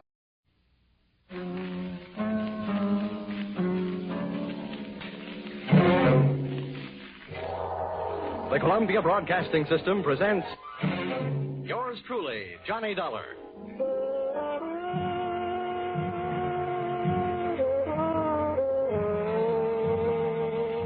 The next half hour has its baggage packed to take a trip with America's fabulous freelance insurance investigator, Johnny Dollar. At insurance investigation, he's just an expert. At making out his expense account, he is an absolute genius.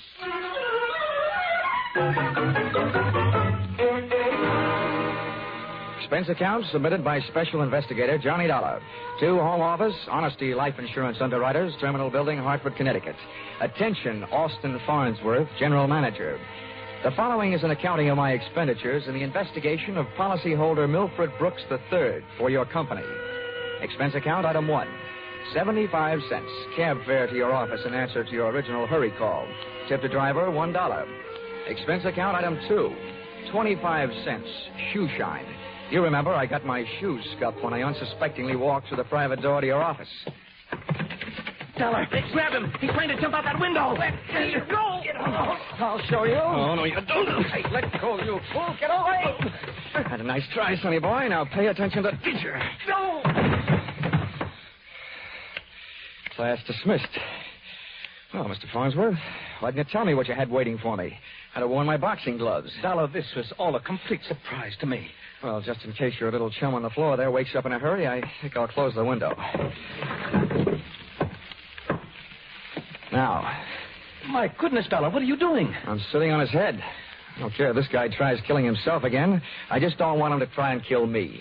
After all, we haven't even been introduced. Dollor, that happens to be one of our largest policyholders. His life is insured with this company in the amount of $2 million. Oh, now I can see why you're so anxious to keep him from putting a dent in the sidewalk. Precisely. He'd also put quite a dent in your company's bank account. By the way, Dollor, aren't you in danger of smothering the boy sitting on his head that way? Maybe. Now, tell me, what's this guy's name, and what's his story? That, sir, is Milford Brooks III. As I said, we have him insured for $2 million. His mother and father left him with a paid-up policy for the sole purpose of enabling his heirs to pay the inheritance taxes on his estate when he dies. Unfortunately, due to the kind of life he's been leading, Brooks not only hasn't any heirs, he hasn't any money. He blew all his cash? That's right. Now he's trying to get some out of us by threatening to kill himself. And that policy pays off on suicide. In a mortuary, he'd be a millionaire, huh? Please, Dollor. Sorry, go on. 1/2 hour ago, Milford walked into this office and changed the beneficiary in his policy. When that was done, he proceeded to demand, not request, mind you, $500,000 in cash. Oh, well, say, that's quite a touch. When I explained to him that there was no loan provision in his insurance policy, he threatened suicide. He said I could either give him the $500,000 cash or pay off the $2 million on his policy. So all you have to do is to keep him alive. And he's managed to make that no small problem. The man he named as his new beneficiary, just before he made his demand for the cash, is, well, it's downright frightening. Why? Who is it? One of the most notorious gamblers in the East. His name is Hatcher. Harold Hatcher. Oh. You know him? Yeah. Say, that kid's been a post office pinup boy for a lot of years. Well, there's the situation, Dollor. I'm engaging you to protect Milford Brooks' future. Yeah, what there is of it. The way this lad operates, you'd think he had but 2 lives to give for his country. He's not only set himself up to get knocked off by somebody else, he's just dying to do the job himself. Well, it just means that you'll have to work twice as hard. Oh, it also means something else. What's that? That you'll have to pay me twice as much money. Oh, you'll get your money. The situation demands sacrifice, I'm afraid. But protect the boy, Dollor. Give him something to live for, an interest in life. An interest in life, huh? Let's see. I know. Here, this should help. What's that you've got there? It's what's commonly referred to in the more successful bachelor circles as my little black book. Now, let's see. Ruby? No, her favorite expression is drop dead. Bernadine? No, she'd be the new beneficiary by midnight. Oh, here's one. Here. Butter. Butter? Hey, Farnsworth, would you mind passing me that phone, the one with the long cord? No, not at all. My little friend here is showing signs of life. Here you are. Maybe you should let him breathe a bit more. Don't worry. He'll be all right. Hello? Hello, I want to call New York. Person to person. Miss Theodora Butts. Yeah, that's right. And you'll get her at Hudson 24292. Dollor, you're not thinking of taking this boy to New York, are you? Well, I'm going there myself, and you want me to keep an eye on him, don't you? Don't fret, Farnsworth. All is not lost. You do worry me sitting on his head that way. Hello? Hello, Butter? Butter, this is Johnny Dollar. I'll be in town tonight. I want to see you. Look, here's what I want you to do. Yes, this is all right to say over the telephone. I want you to reserve a table at the hatchery in my name for 10 o'clock tonight. Will you do that? Okay, I'll see you in a few hours. Huh? But I can't make it any earlier. I'm sitting up on a sick friend. Okay, goodbye. I'm not sure that I agree with your methods. Oh! What's the matter, Dollor? Did he hit you? Hit me? No, he bit me.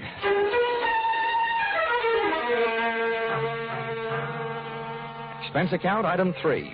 Liquor, $18.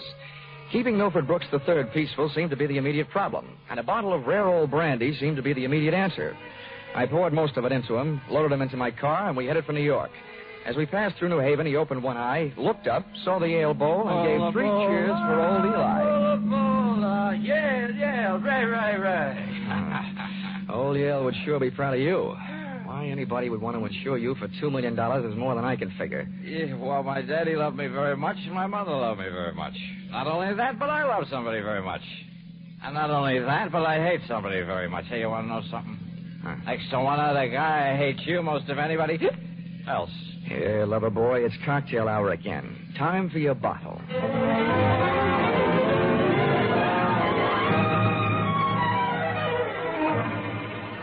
Rolling along the Merritt Parkway, I felt very much alone with my own thoughts. And believe me, they weren't very pleasant company.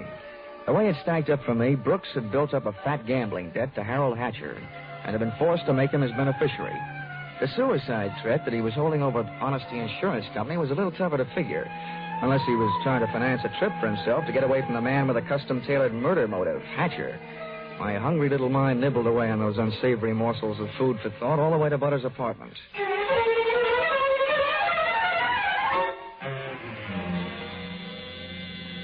Hey, where are you taking me? I want to go to New York. If you don't behave, Buster, I'll punch your ticket. Johnny, darling, welcome to New York. Fastest trip I ever made. Quiet. Well, where did you find this? In a box of Cracker Jacks. Come on, let me in. I don't know about you, Johnny. Some men bring me flowers and some bring me candy. What do you bring me? A boiled owl in a Brooks Brothers suit. Oh, I'm pleased to meet you. My name is Brooks, but I haven't got any brothers. Lucky them. Fix the pillows on the couch, will you? They look more at home in the bathtub. Oh, come on, Buster. Lie down. Oh, I'm charmed. Thank you very much. Hey, this kid's liquor sure can hold him. He's passed out. How long have you been playing nursemaid to this bottle baby? Lead me into the bar, sweet. Let's get away from this buzzsaw, and I'll tell you all about it. Sure, come along. Horrible examples don't seem to bother you, do they? If you knew how that guy's been bothering me. What'd he do to me? Oh, let's just say he put the bite on me. The river sure does look pretty tonight. Like a brandy? Anything but. I've been sniffing that secondhand, all the way from Hartford. Oh, make it a brown root beer. Hey, Butter. See that big boat out there? Mm-hmm. Oh, I sure would like to be on it with you. Sailing off to faraway romantic places. Get with it, darling. That's the 125th Street Ferry. Here's your root beer. Come on now. Tell Butter all about it. First things first. Now that I've got a Dad's old-fashioned root beer, how about giving me one of Mom's new-fashioned kisses? And then I'll tell you all about it.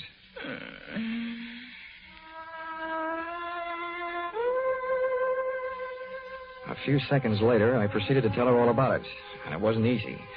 Everything about it kept flagging down my train of thought.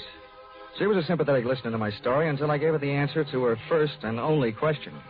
Where do I fit into all this? Well, baby, I thought you understood. My job is to give the poor, misguided boy something to live for. That's you. Well, he should live so long. Now, Butter, wait a minute. Well, don't butter me. Now, don't get excited now. You misunderstand. I really mean it. I thought if he just got a look at you, realized that things like you exist, you'd make any man glad to be alive. If you can't stand it, I'll take him away. But I sure need you, Butter. Come on, baby. Melt a little. I wouldn't let you get hurt. You know that. Did I hurt you? I'm getting used to it. People have been taking pokes at me all day. Oh, I'm sorry. Oh, that's better. Want some more root beer? I want some more of you. How about another kiss? Well, help yourself. Darn. I'll get it, Johnny. Okay, and if a man answers, hang up, will you? Oh, don't worry. Hello. Yes, this is Hudson 24292. Well, that depends. Who's calling? Oh, just a moment. It's for you, Johnny. Mr. Farnsworth. Huh? Oh, okay, I'll take it. Thanks. Say, while I'm talking, be a good girl, will you? And take a look at Milford in the other room. And while you're at it, get me in the root beer, huh? Oh, sure. The service is good around here. Hello, Farnsworth? Yes, Dollor. I'm glad I got you. How'd you get this number? It's the one you called from my office. I remembered it. I have a photographic mind. I hope you haven't got a picture of what I'm thinking. What do you want? I want to know how Milford is. I mean, is he still alive? Of course he's alive. Good. Do you suppose I could talk to him? I mean, do you think he'll talk to me? Well, the last time I saw him, he was sound asleep. I'll take a look. Hold the phone. Butter. Oh, Butter. Hey, Butter. Hello, Farnsworth. Yes, yes. Do you have any aspirin there at your house? Why, of course, Dollar. Why? Well, you better take a handful. Milford Brooks III just took a powder. I'll call you back. You let anything happen to him, and you'll need the aspirin. I've already got a headache. When Milford left, he took my girl with him.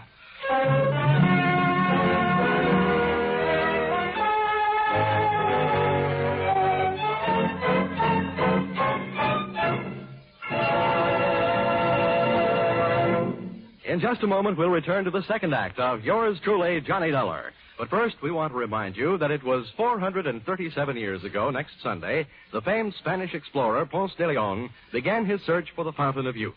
By sheer coincidence, the man who's still looking for it, Jack Benny, will be heard on CBS next Sunday at 7 o'clock Eastern Time. And now, back to Yours Truly, Johnny Dollar.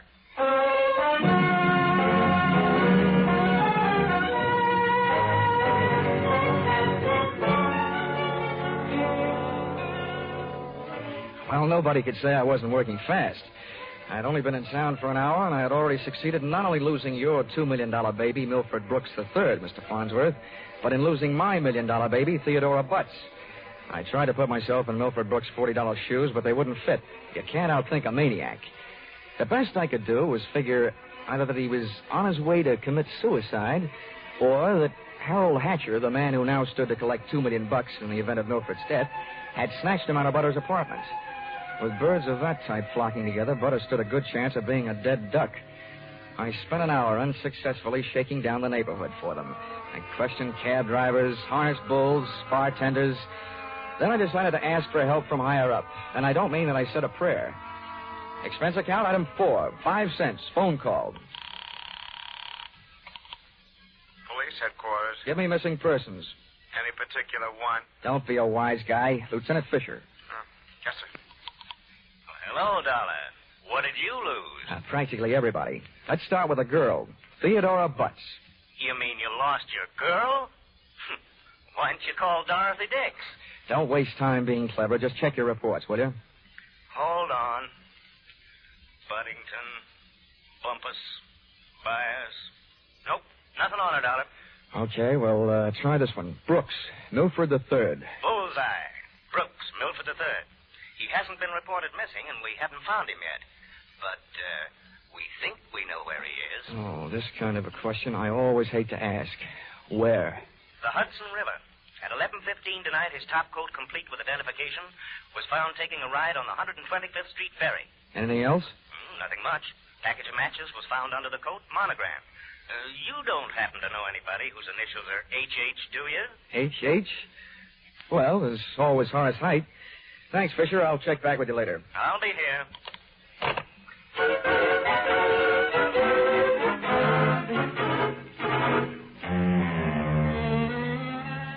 Expense account, item 5. Nightclubs, $28.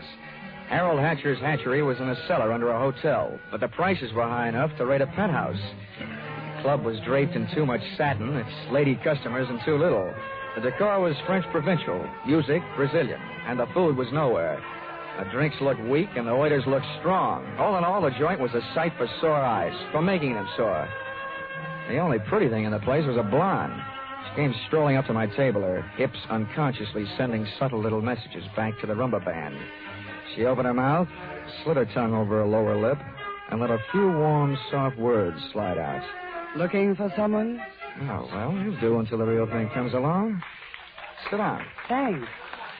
No, I won't have a drink. My name is Janelle. I understand you were asking about Mr. Hatcher. Yeah. You know him?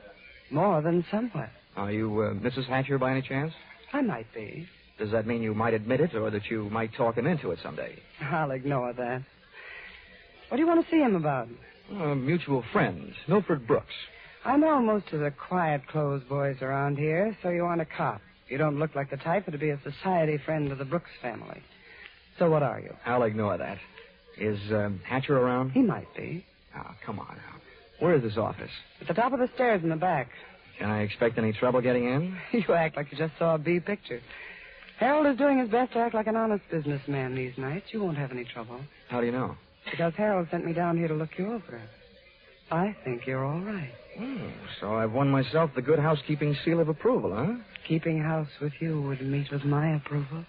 I ran for my life. Had a slow walk across the dance floor, edged my way through a cluster of tables, and went up the back stairs. When I located the door to Hatcher's office, I knocked once and went in. Come on in. Thanks. I'm Johnny Dollor. I've been hired by Honesty Life Insurance Underwriters to protect the interest of a guy named Milford Brooks III. What's that supposed to mean to me? You know him, don't you? Well, he isn't exactly one of my boozing buddies. How much money does he owe you? We've got him on the books for a few grand. Why? They picked up his top coat tonight on the 125th Street ferry. He wasn't in it. It might have been a suicide, or it might have been a knockover made to look like a suicide. What's your choice? Where do you get off asking me to make a choice? Where were you around 11:30 tonight? What's it to you? I don't know. I just thought you might like to rehearse a few answers. The law will be asking you some questions real soon now. I don't know why I should tell you, but I was driving around in my car getting some air. You better do better than that. They found a match folder under Brooks' coat. It had your initials on it. You're out of your mind. The guy owed me a couple of $100,000. You think I'm going around knocking off my own assets? I don't know whether you're stupid or bright, Hatcher. Don't worry about it. I know. What about that insurance policy? What insurance policy? Now, look, Hatcher, we're big boys now. We both know that changing the beneficiary of an insurance policy is a legal transaction. That means witnesses. That means it isn't secret. You mind telling me what you're trying to say? That you and the Honesty Insurance Company and I all know that Brooks made you the beneficiary in his policy and that you stand to come in at $2 million when they fish out his body. I don't know anything about it. Motives don't come much bigger. I'm telling you, this is all news to me. You or nobody else is going to move me off that story. I feel the same about mine. It doesn't take a genius to know that Brooks didn't love you $2 million worth. There's only one logical reason for his making you the beneficiary that I can see. You forced him into it. Who'd believe anything else? Who cares? They'd have to prove it. And, brother, that can't be done. Now, how would you like... Wait a minute. Yeah? Yeah. Oh, okay, Rocky. Thanks for the news. Dollar, did you turn me in? Oh, they're here, huh? Yeah. No, I didn't turn you in. What's the matter? You got a good story, Hatcher? You're not worried, are you? Here, have a cigarette. Thanks. Oh, I got a light. Oh, worked the first time. Yeah. Nope, I'm not worried. I'll be out in 48 hours. You'll be lucky if you're out in 48 years. Okay, boys, come on in. The homicide boys invited Hatcher down to headquarters. He accepted and invited them down to the bar for a no-hard-feelings drink. They accepted. I walked back down the stairs into the club. The place hadn't changed. Same stale customers, same stale music, same stale air. And the same lovely Janelle sitting at the same unlovely table. Hello. How'd you make out? Oh, I left before they started playing 20 questions. But I wouldn't worry. You've got a smart boy in the bar there. In some ways, maybe.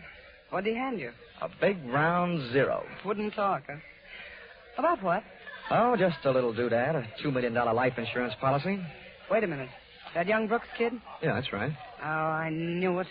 I tried to tell him, but he wouldn't listen to me. Trying to tell who what? Hatcher.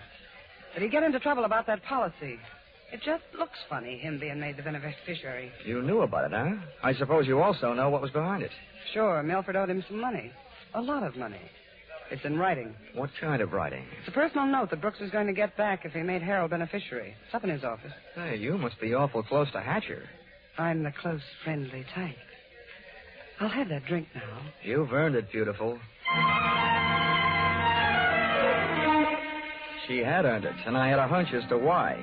If ever I saw a gal busy putting the skids under her boyfriend, she was. Even if she helped send him up on a murder rap. I would have bet a quick 50 that she'd tipped him to the police. It's happened before if the boyfriend is the murdering type, and it's a nice, neat legal method of disposal. Janelle led me back up the stairs and into Hatcher's office. I sent her back down to watch the bar to divert Hatcher in case he decided he'd forgotten something. Brooks's personal note made out to the gambler was easy to find, lying neatly in the middle of the top desk drawer. But I found something even more interesting when I went through his wardrobe closet. I began to see a glimmer of light. And then, encouraged by not too much thinking on my part, it turned into a veritable bonfire, which I hoped wouldn't be too hot for me to handle.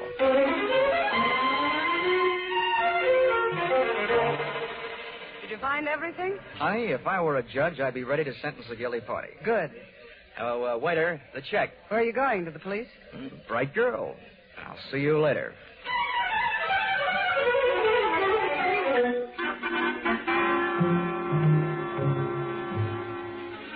expense account, item 6, cab fare, $1. Tip the driver, $1. Once out of the hatchery, I walked to the corner, got into a taxi, and waited. In just a few minutes, my favorite suspect came out of the club, jumped into a taxi, and the chase was on. We nuzzled our way through the traffic over to 2nd Avenue and headed downtown. Then he took a right turn on 45th Street over to Lexington and headed uptown. But they didn't lose us. At 72nd, the cab ahead turned right and pulled to a stop. My driver was on his toes, and his toes were on his brake. We stopped, too, half a block behind. You want I should wait? Oh, here you are. Keep the change.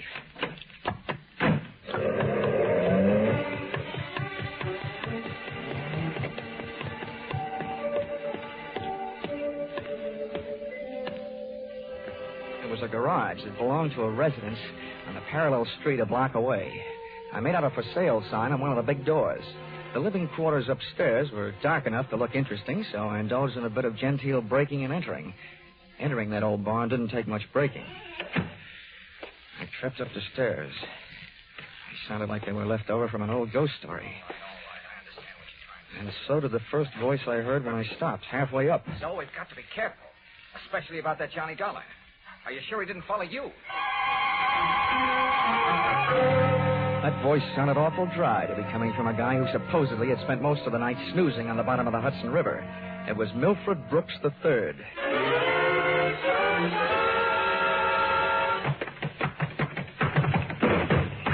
Get up on your feet, Brooks. Now, wait a minute. I started this thing slugging you. I might as well finish it the same way. Leave him alone. He's mine. Pull in the claws, Angel, and sit on his lap. Oh, you Connecticut hick. I'll kill you. Look, I'm the last guy in the world who enjoys physical violence, give or take. But believe me, you two are coming mighty close to changing my whole character. Now settle down before I really lose my head. Get off of me. I should have known better than to get mixed up with a low-class nobody like you. Cut. We've pushed the lady around enough, Brooks. Tell me to be careful. Why didn't you think of that before you let him here? Wipe your nose, big boy. Don't you go getting fat-headed, gorgeous. Neither one of you is exactly what I'd call a mastermind. When you planted that match folder underneath the topcoat on the ferry boat, you both should have been more careful. Huh. You think so? You bet I think so. If I were planning a piece of evidence to incriminate Mr. Harold Hatcher, I would have left a cigarette lighter. I found one in the pocket of every suit he owns back there in his closet in the club. It wasn't hard to figure out that guy never carries a book of matches. What do you want? I'm only interested in one thing, saving the insurance company $2 million. And, Buster, I think you've done it for me. Wait, look, Dollar. This is insurance fraud. It has been ever since you put on that fake suicide attempt, trying to extort $500,000 out of the company for you and Janelle. Wait a minute, Dollar. So much for the company. Now, something a little more personal and a little more serious. Where is my girl? Well, she's all right, Dollar. I couldn't help it. I had to get out of that apartment. She caught me leaving. I had to take her with me. Where is she? Well, I didn't mean to hurt her. I was afraid she'd yell. Oh, you miserable... I'll tell you where she is, Dollar. I put her in a cab and sent her to the emergency hospital. Yeah. Oh, no, Dollar, please. All right, give you the beady yell. Harold. Hatcher. You had your fun, Dollar. Now I want mine. How did you get here? New York City, world's most efficient police force, remember? When they think maybe a guy's jumped off a ferry boat and nobody's seen him do it, they check the turnstile counters at each end. In the case of Brooks here, as many people got off that boat as got on. Yeah, it makes sense. They'd hardly hold a guy for murder just because somebody else lost a topcoat. How'd you know we were here?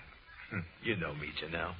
You never go any place that I don't know about. Okay, Brooks, you felt like explaining. Now I feel like listening. Get it up. I don't know what you mean. I know what you mean, Hatcher.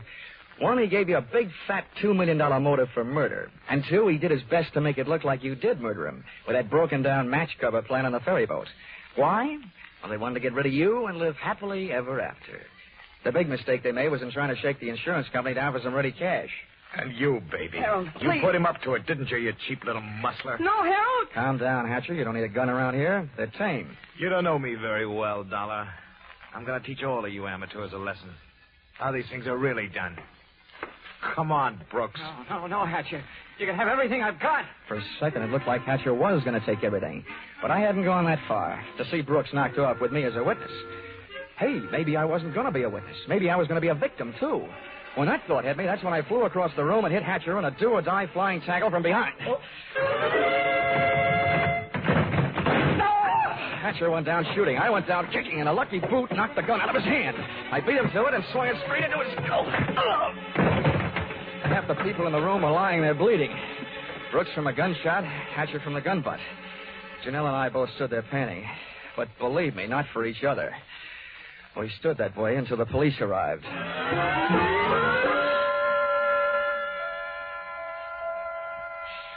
Johnny, I hate being in the hospital. But I look awful. Butter, honey, you look lovely in white. This patch on my head? Johnny, they had to cut a big hunk of my hair off to put in the stitches. Oh, that awful man. Well, if it'll make you feel any better, baby, that awful man got taken care of. He's upstairs in the same hospital. Oh, Johnny, you didn't shoot No, him. Butter, I didn't have to. Harold Hatcher saved me the trouble.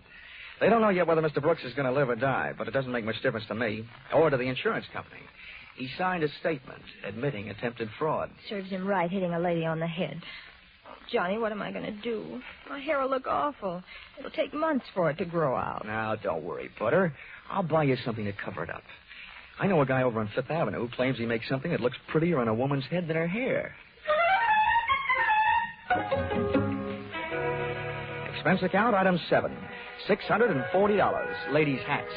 To cover the lump on ladies' head. Expense account, item 8. $20. Tip to nurse for reminding Butter on the hour every hour that accidents will happen.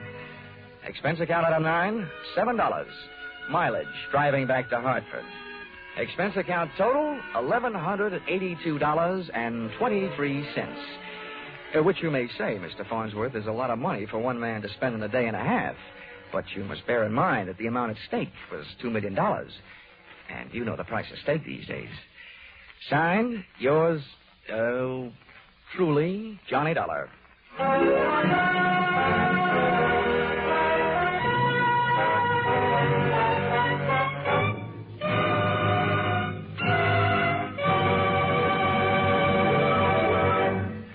Listen in again next week when CBS brings you yours truly, Johnny Dollar, with Charles Russell as Johnny.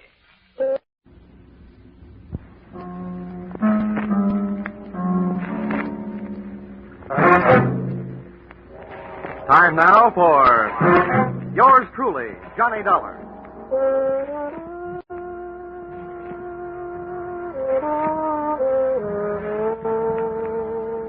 The next half hour has its baggage packed to take a trip with America's fabulous freelance insurance investigator, Johnny Dollar.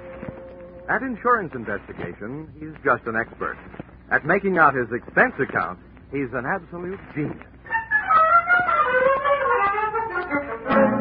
Expense account submitted by Special Investigator Johnny Dollar to Frederick Kimball, General Manager, Fine Arts Insurers Incorporated, New York, New York.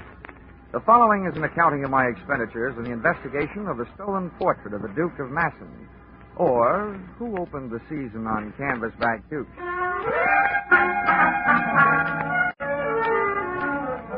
Expense account, item 1, $350, plane fare, New York to London. Item 2, $125, replacement, brand new light tan topcoat, borrowed and not returned by fellow passenger during flight. We had cleared Gander, Newfoundland, and were 4 hours out, flying at 20,000 feet over the Atlantic, with the night and the weather fighting it out to see which could darken the sky first. Most of the passengers were asleep, but the rough weather was giving the man in the seat beside me a rough time. Although the plane had leveled off, his dinner was still trying to gain altitude. Among other things, he complained of chills, so I slipped out of my topcoat and threw it around his shoulders. Oh, thanks. I'm sorry to be such a bother. I think I'll try a drink of water. Okay, I'll buzz for the steward. No, don't bother. She's up forward. Maybe they walked back. Too far. He stepped out for a breath of fresh air. I didn't think anybody could get sick enough to do that. By the time I got to the back of the ship, the rear seat passengers were milling around the aisle, all of them claiming not to know anything about what had happened. I didn't either. But if my ex-friend hadn't jumped out of the plane, he'd been pushed. And that posed this tantalizing question. If he'd been pushed, and since he'd been wearing my light tan topcoat, was I the one who was supposed to be taking that 20,000-foot swan dive into the Atlantic? I looked over the passengers, and to me, they all looked guilty. But I knew they couldn't be. I also knew I had no chance of finding out which one was. When things settled down, everybody started asking the stewardess for sedatives to help them get back to sleep. I asked her for some black coffee to keep awake.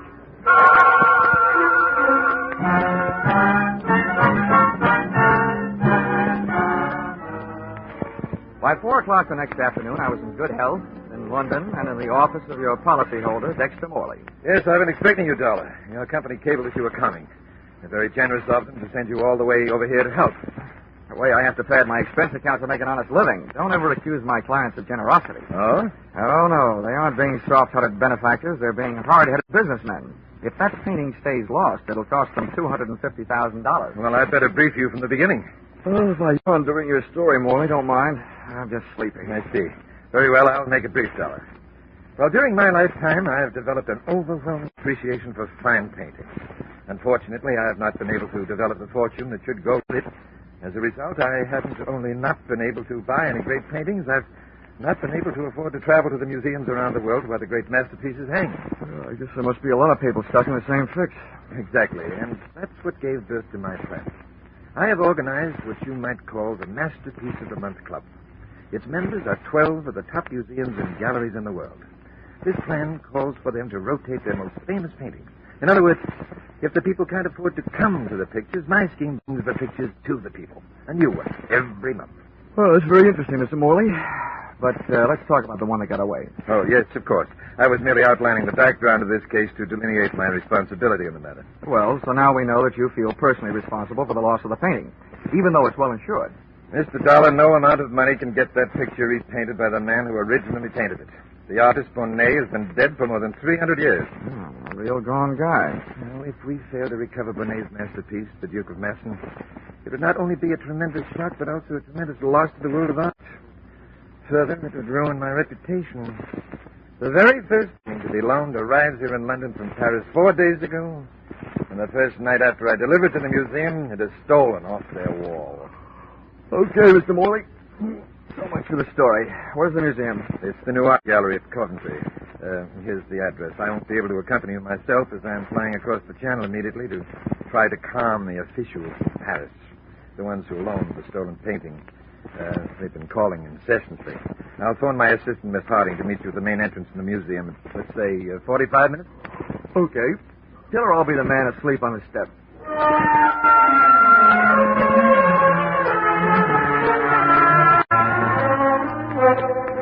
Expense account, item 3. Sixpence halfpenny, London papers. To read while waiting for Miss Harding at museum entrance. No matter what I told Mr. Morley, I was afraid to go to sleep. Page 1 of each newspaper referred to my reason. The misadventure which had occurred on the plane the night before. A possible attempt on my life. Then along came another good reason for my lids not drooping. Miss Harding was an eye-opener. Speaking in artistic terms, no painter could completely capture her dimensions. A sculptor could come closer. As far as I was concerned, so could she. And she did. Would you see Mr. Dollor? It would indeed. I'm Miss Harding. Mr. Morley indicated that I might find you asleep. I say that must have been a shocking experience on the way over. Oh, not only shocking, but frustrating. Oh? Yes, there was nothing much that could be done. We circled long enough to drop a few life rafts, some flares, and a big blob of yellow oil to help mark the spot. Then all the pilot could do was call for the air-sea rescue boys and hope. Yes, it's been in all the papers the whole day. Poor chap. Yeah, it could be that there, but for the grace of a light tan topcoat, go I. What was that? Oh, nothing. Well, shall we go museum prowling? Yes, of course, though. Well, there isn't much to see, just a blank space on the wall. Well, let's take a look anyway.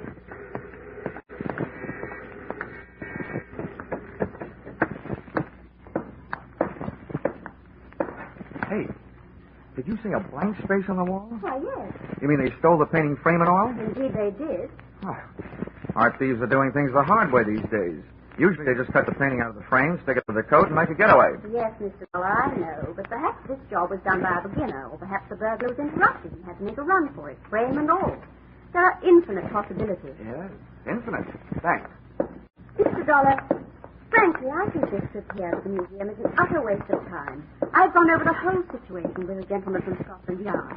There isn't so much as a single fingerprint. Miss Harding, I have yet to solve the case with the fingerprint. Sorry, I forgot. Men just can't stand to see any show of efficiency in a woman. Oh, I wouldn't say that. It's according to what they are applying their efficiency. I'm speaking of business.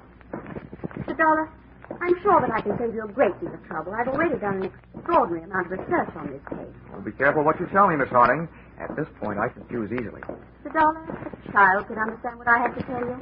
Sometimes a wide-awake child is better than a sleepy man. But go ahead. Well, now, this is the place, right here. Oh. There. You see? A blank wall. Now, Mr. Dollor, of the 12 foremost RPs in London, I have discovered that 9 are currently in prison. 1 is in hospital after falling 4 stories off a roof, and the other 2 are at large and may be found residing at the addresses I have here. Hey, you sound more like a patron of the criminal courts than you do of the arts. The entire subject of criminology fascinates me. Now, have you seen enough of your blank wall? Yep, things are blank enough. Give me those addresses. And while you're at it, maybe you better give me yours. Mr. Dollor, you don't think I look suspicious? Oh, no. Delicious.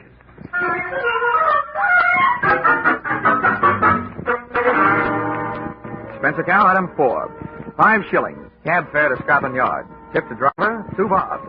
When it comes to money, I speak all languages. Scotland Yard from the outside looked like a big public school. Well, it has taught a lot of lessons to a lot of people.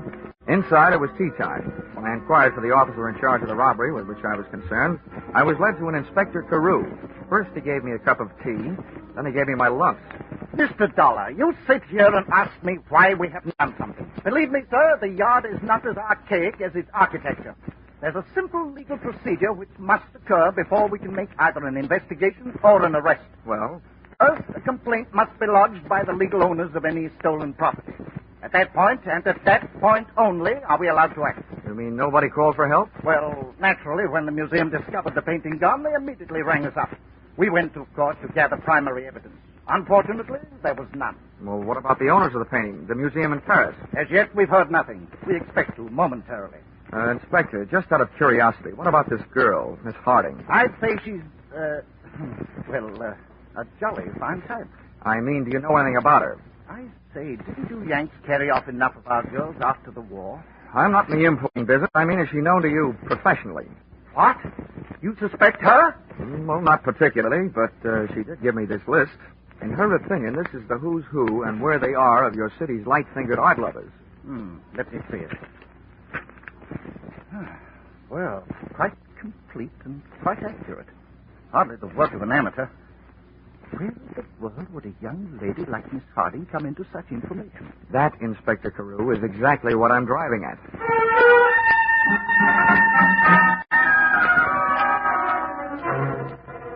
Back in a taxi, headed from Scotland Yard on my way to check into the Mount Royal Hotel, I gave my eyes a rest at the risk of missing the sightseeing, but my mind refused to follow suit.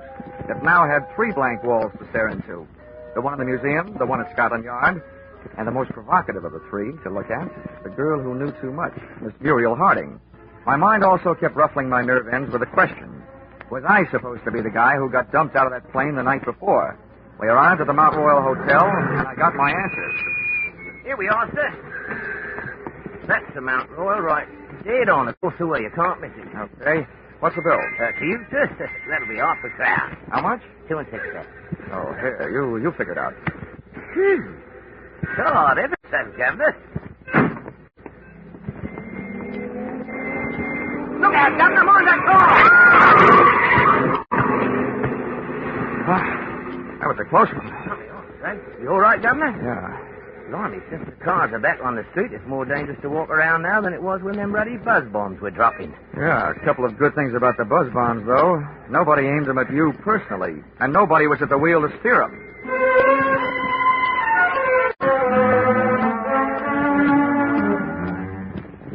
That made it official.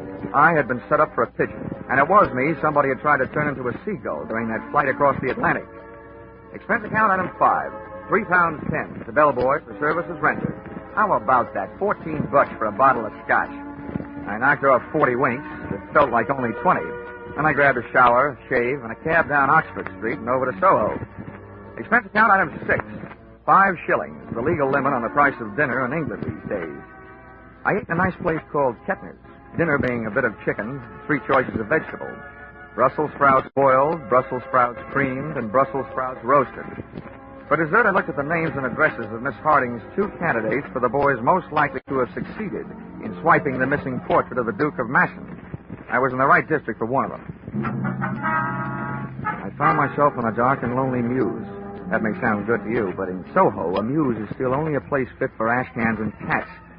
I groped my way up the stairs to the address of the number 1 boy on Miss Harding's list. On the top step, I was breathing hard. I wasn't all from the climb. I clenched my teeth, my knuckles, and knocked on the door.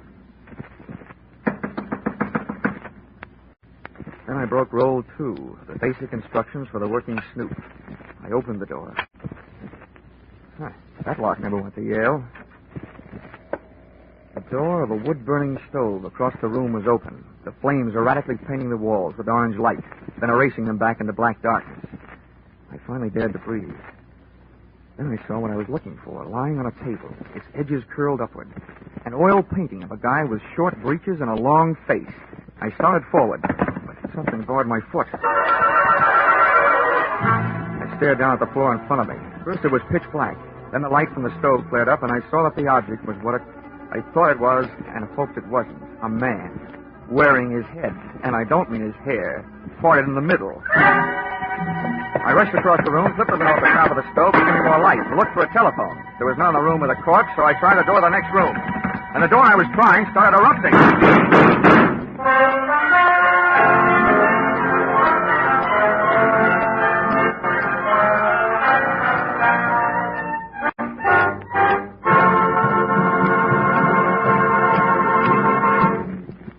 In just a moment, we'll turn to the second act of Yours Truly, Johnny Dollar. But first, we want to remind you that those delightful, charming neighbors, Ozzie and Harriet, are coming back home next Sunday night, coming back to CBS. You'll be able to join them on most of these same stations at 6:30 Eastern Standard Time, just before the Jack Benny Show. Ozzie and Harriet now have their own sons, Ricky and David, playing themselves in place of the young actors who formerly portrayed them. So make it a party for your whole family when Ozzie and Harriet, Ricky and David come home with their fun and laughter to CBS next Sunday night. And now, back to Yours Truly, Johnny Dollar.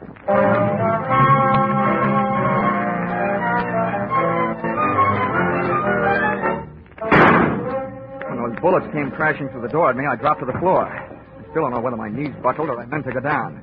I stayed where I was. But whoever it was on the other side of that door decided to take off. Out the window. I got to my feet, but by the time I kicked the door open and got to the window, I had that old Mother Hubbard feeling. The cupboard was bare.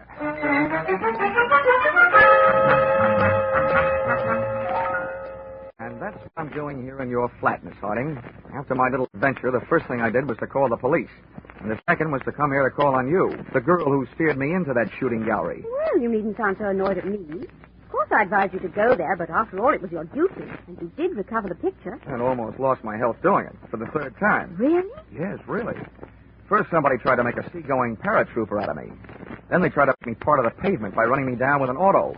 And now tonight, somebody on the other side of a door tries to turn it into my personal copy of the Pearly Gate. That's really enough for me. Mr. Dollor, where is the painting now? At Scotland Yard. And now let's change the subject back. What's bothering me is bothering me plenty. I want to know who didn't want me to find that picture, and why. Why, it seems elementary. Thank you, Dr. Watson. The thief naturally didn't want you to find it. Miss Harding, please. When I got shot at, the apparent thief was dead. Well, they do have henchmen, you know. If he was killed by an accomplice, why did the killer leave the painting? Oh, I'd have no way of knowing. Of that, I'm still not sure. Oh, really, Mr. Dollar, come off it. You hardly suspect me. I suspect you left if you'd stop saying that. At this point, I suspect everyone. Even Dexter Morley, of dreaming up this whole painting of the month scheme to bring those paintings within stealing distance. Oh, but that's utterly Yes, I know. If that was the plan, he'd wait until he had more than one picture on the road to steal. That's why I don't suspect him. Well, frankly, I don't see why you continue to worry. After all, your part of the job is done, isn't it? Yeah, I suppose you're right. But I still have a yearning burning deep down inside of me to break somebody's neck. Mind if I use your phone? Of course not. Help yourself. Thanks.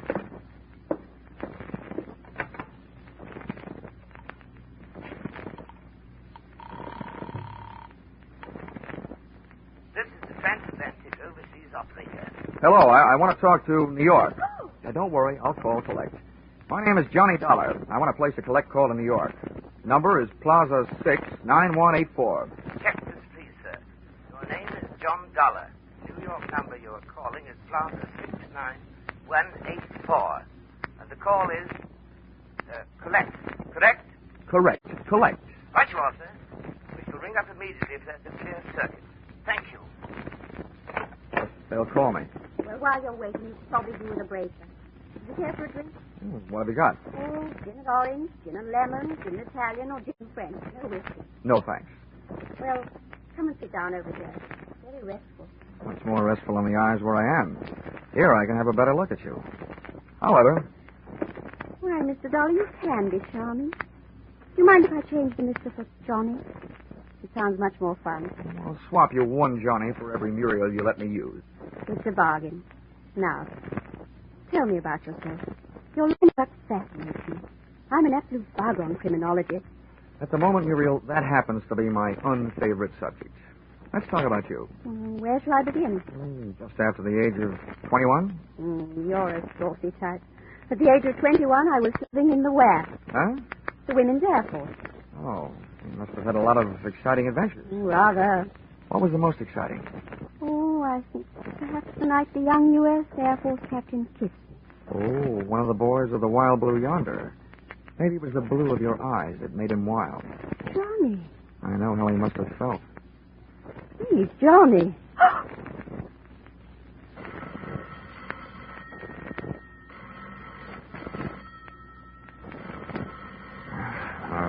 I'll be right back. All right, darling. Hello? Are you there? Are you there? Of course I'm here. Mr. Dollar? That's right. We're ready with your call to New York. It's a signal at the end of 3 minutes. Are you ready to talk? The minute you stop. Right you are, sir. Carry on. Hello? Hello? Is this the Fine Arts Insurers? I want to talk to Mr. Kimball. Yes, Dollar. I'm on the line. Go ahead. Well, you can stop worrying, Kimball. I got the painting back. You say you did get it back? That's right. It's safe. All you'll have to pay is the price of a new frame. But that you say, what happened to the frame? Well, the guy who swiped it took the painting out of the frame. I don't know where it is. Well, ask the culprit what he did with it. I can't. He's dead. Well, then look for it. That frame itself is worth $10,000. It was insured along with the painting. Okay, Fred. Don't blow out any bridge work. I'll look around for it. Give it everything you've got, Dollar. I've been too near doing that already. What do you say? Okay, Fred. I'll cable you what happens. Goodbye. Well, Muriel, vacation's over. I just got put back to work. I gather from your conversation they want to send you chasing off into the night to look for the picture frame. Yeah, that's it. Oh, it's ridiculous. The police have probably already found it somewhere in that fellow's flat. I'll check that. But my work is personal service. But must you go, Johnny? It's only 10:30. Couldn't you put it off till morning? Well, there's nothing I'd like better, but... Couldn't you stay even for a little while? Well, just long enough to calm my nerves.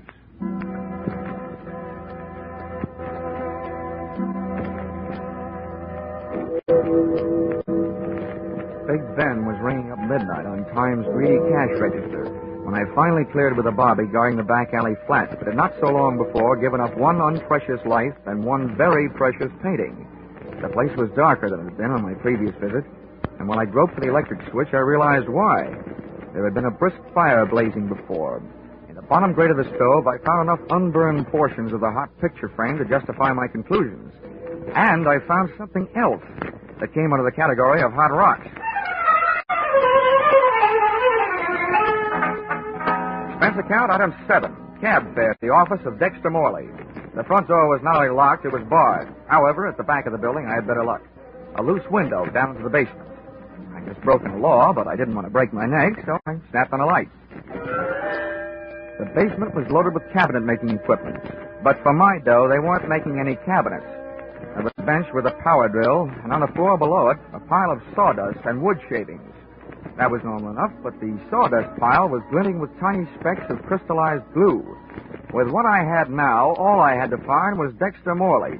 He made that easy. He found me. Stay down there, Dollar. Right where you were. Hell, welcome home from that trip to Paris you didn't take. That gun in your hand suggests that I'm right about one thing, anyway. Yes, and what would that be? That whoever took the shots at me earlier tonight was probably not an Englishman. The bobbies over here don't carry guns, which makes most English mugs afraid to. You're an American. That's interesting, but hardly valuable. I've got some more. How valuable is this? I think you're in on, or at the head of, a very high-class smuggling racket. And I think you set up that painting of the month scheme of yours to establish just about the neatest method of smuggling that I've ever heard of. You're very generous. I know how I operate, so what you could tell me about it could do nothing more than bore me. What I want from you are the diamonds. Maybe I can trade you.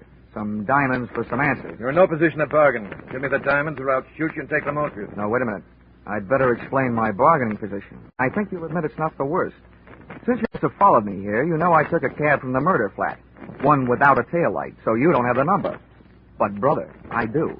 And the diamonds are jammed down behind its back seat. Now, let's bargain. What? You... All right. What do you want to know? Just let me do the guessing, and check me if I'm wrong. You set up a chain of famous paintings which would move around the world through your branch offices. As each one passed through your hands here, the frame was to be dismantled and holes bored in it at the joints for the purpose of smuggling diamonds. Right so far? Yes, Dollor, right. But remember, the more you are right about, the worse it is for me. So naturally, the worse it is for you. We'll take care of that later. This scheme of yours fascinates me. The stuff moves around the world in the picture frames, under official armed guard, and enjoying virtual diplomatic immunity through customs. It's great. It would have been great if it hadn't been for that heavy-handed oath. Oh, that fills in a missing link. From out of the night comes a burglar, steals your first loaded picture, shoves the frame into his stove to get rid of it. You arrive, cream him with your gun, then I arrive, interrupting you before you get what you want out of the burning frame, and then... You saw what happened to him when he resisted me, Dollor. But now you must realize that I won't hesitate a moment. It works the other way, doesn't it? You kill me, who tells you the number of that taxi? And without it, you'll never get your diamond. There are ways. Keep your hands behind you. Painful? I thought so. Your head will wear out before this gun barrel does. Now, feel more like talking? Just enough to tell you one more thing. You can tell that blonde accomplice of yours I was onto her from the start. Tony, what do you mean? What? Ow! Don't shoot back!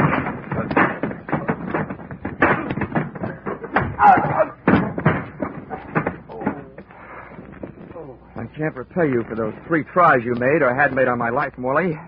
But here's what it feels like being hit on the head with a gun. Yeah, rockabye booby. Muriel, look out, you'll fall!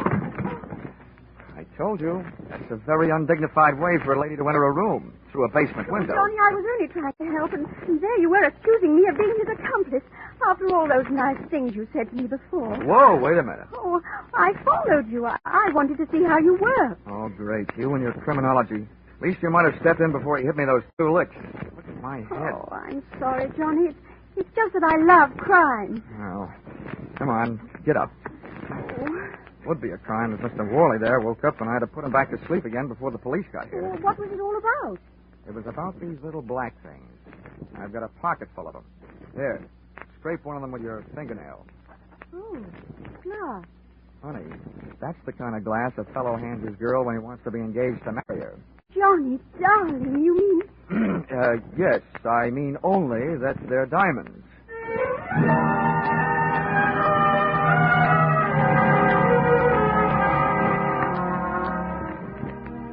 Expense account, item 8, $350. Plane fare out of attempted matrimony by the party of the second part. Item 9, $25. Gift to Muriel Harding. 2 books, one on the art of crime, the other on the art of cookery, in the hopes that the latter might attract her to the pursuits of a more womanly hobby. Item 10, 10 cents. Roma Seltzer. Purchased upon landing at Gander, Newfoundland. The only thing still fighting me on this case were those Brussels sprouts I had at dinner in London the night before. Expense account total, $1,563.40. If you find any slight discrepancy in this amount, in my favor, blame it on my confusion and lack of understanding of the international rate of exchange. The only thing I like to exchange at this point is my head with its 2 new lumps. Wishing you the same, yours, truly, Johnny Dollor.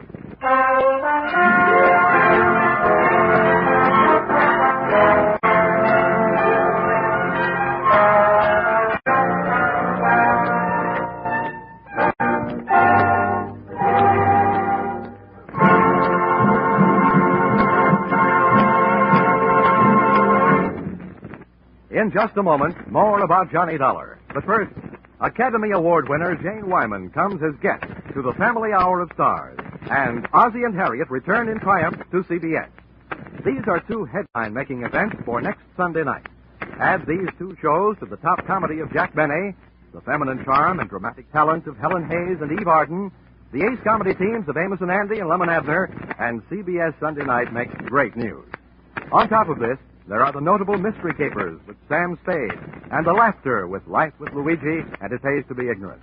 So don't miss a single one of CBS 10 great entertainments next Sunday night when they're heard over most of these same stations. Jack Benny, of course, comes to you over them all.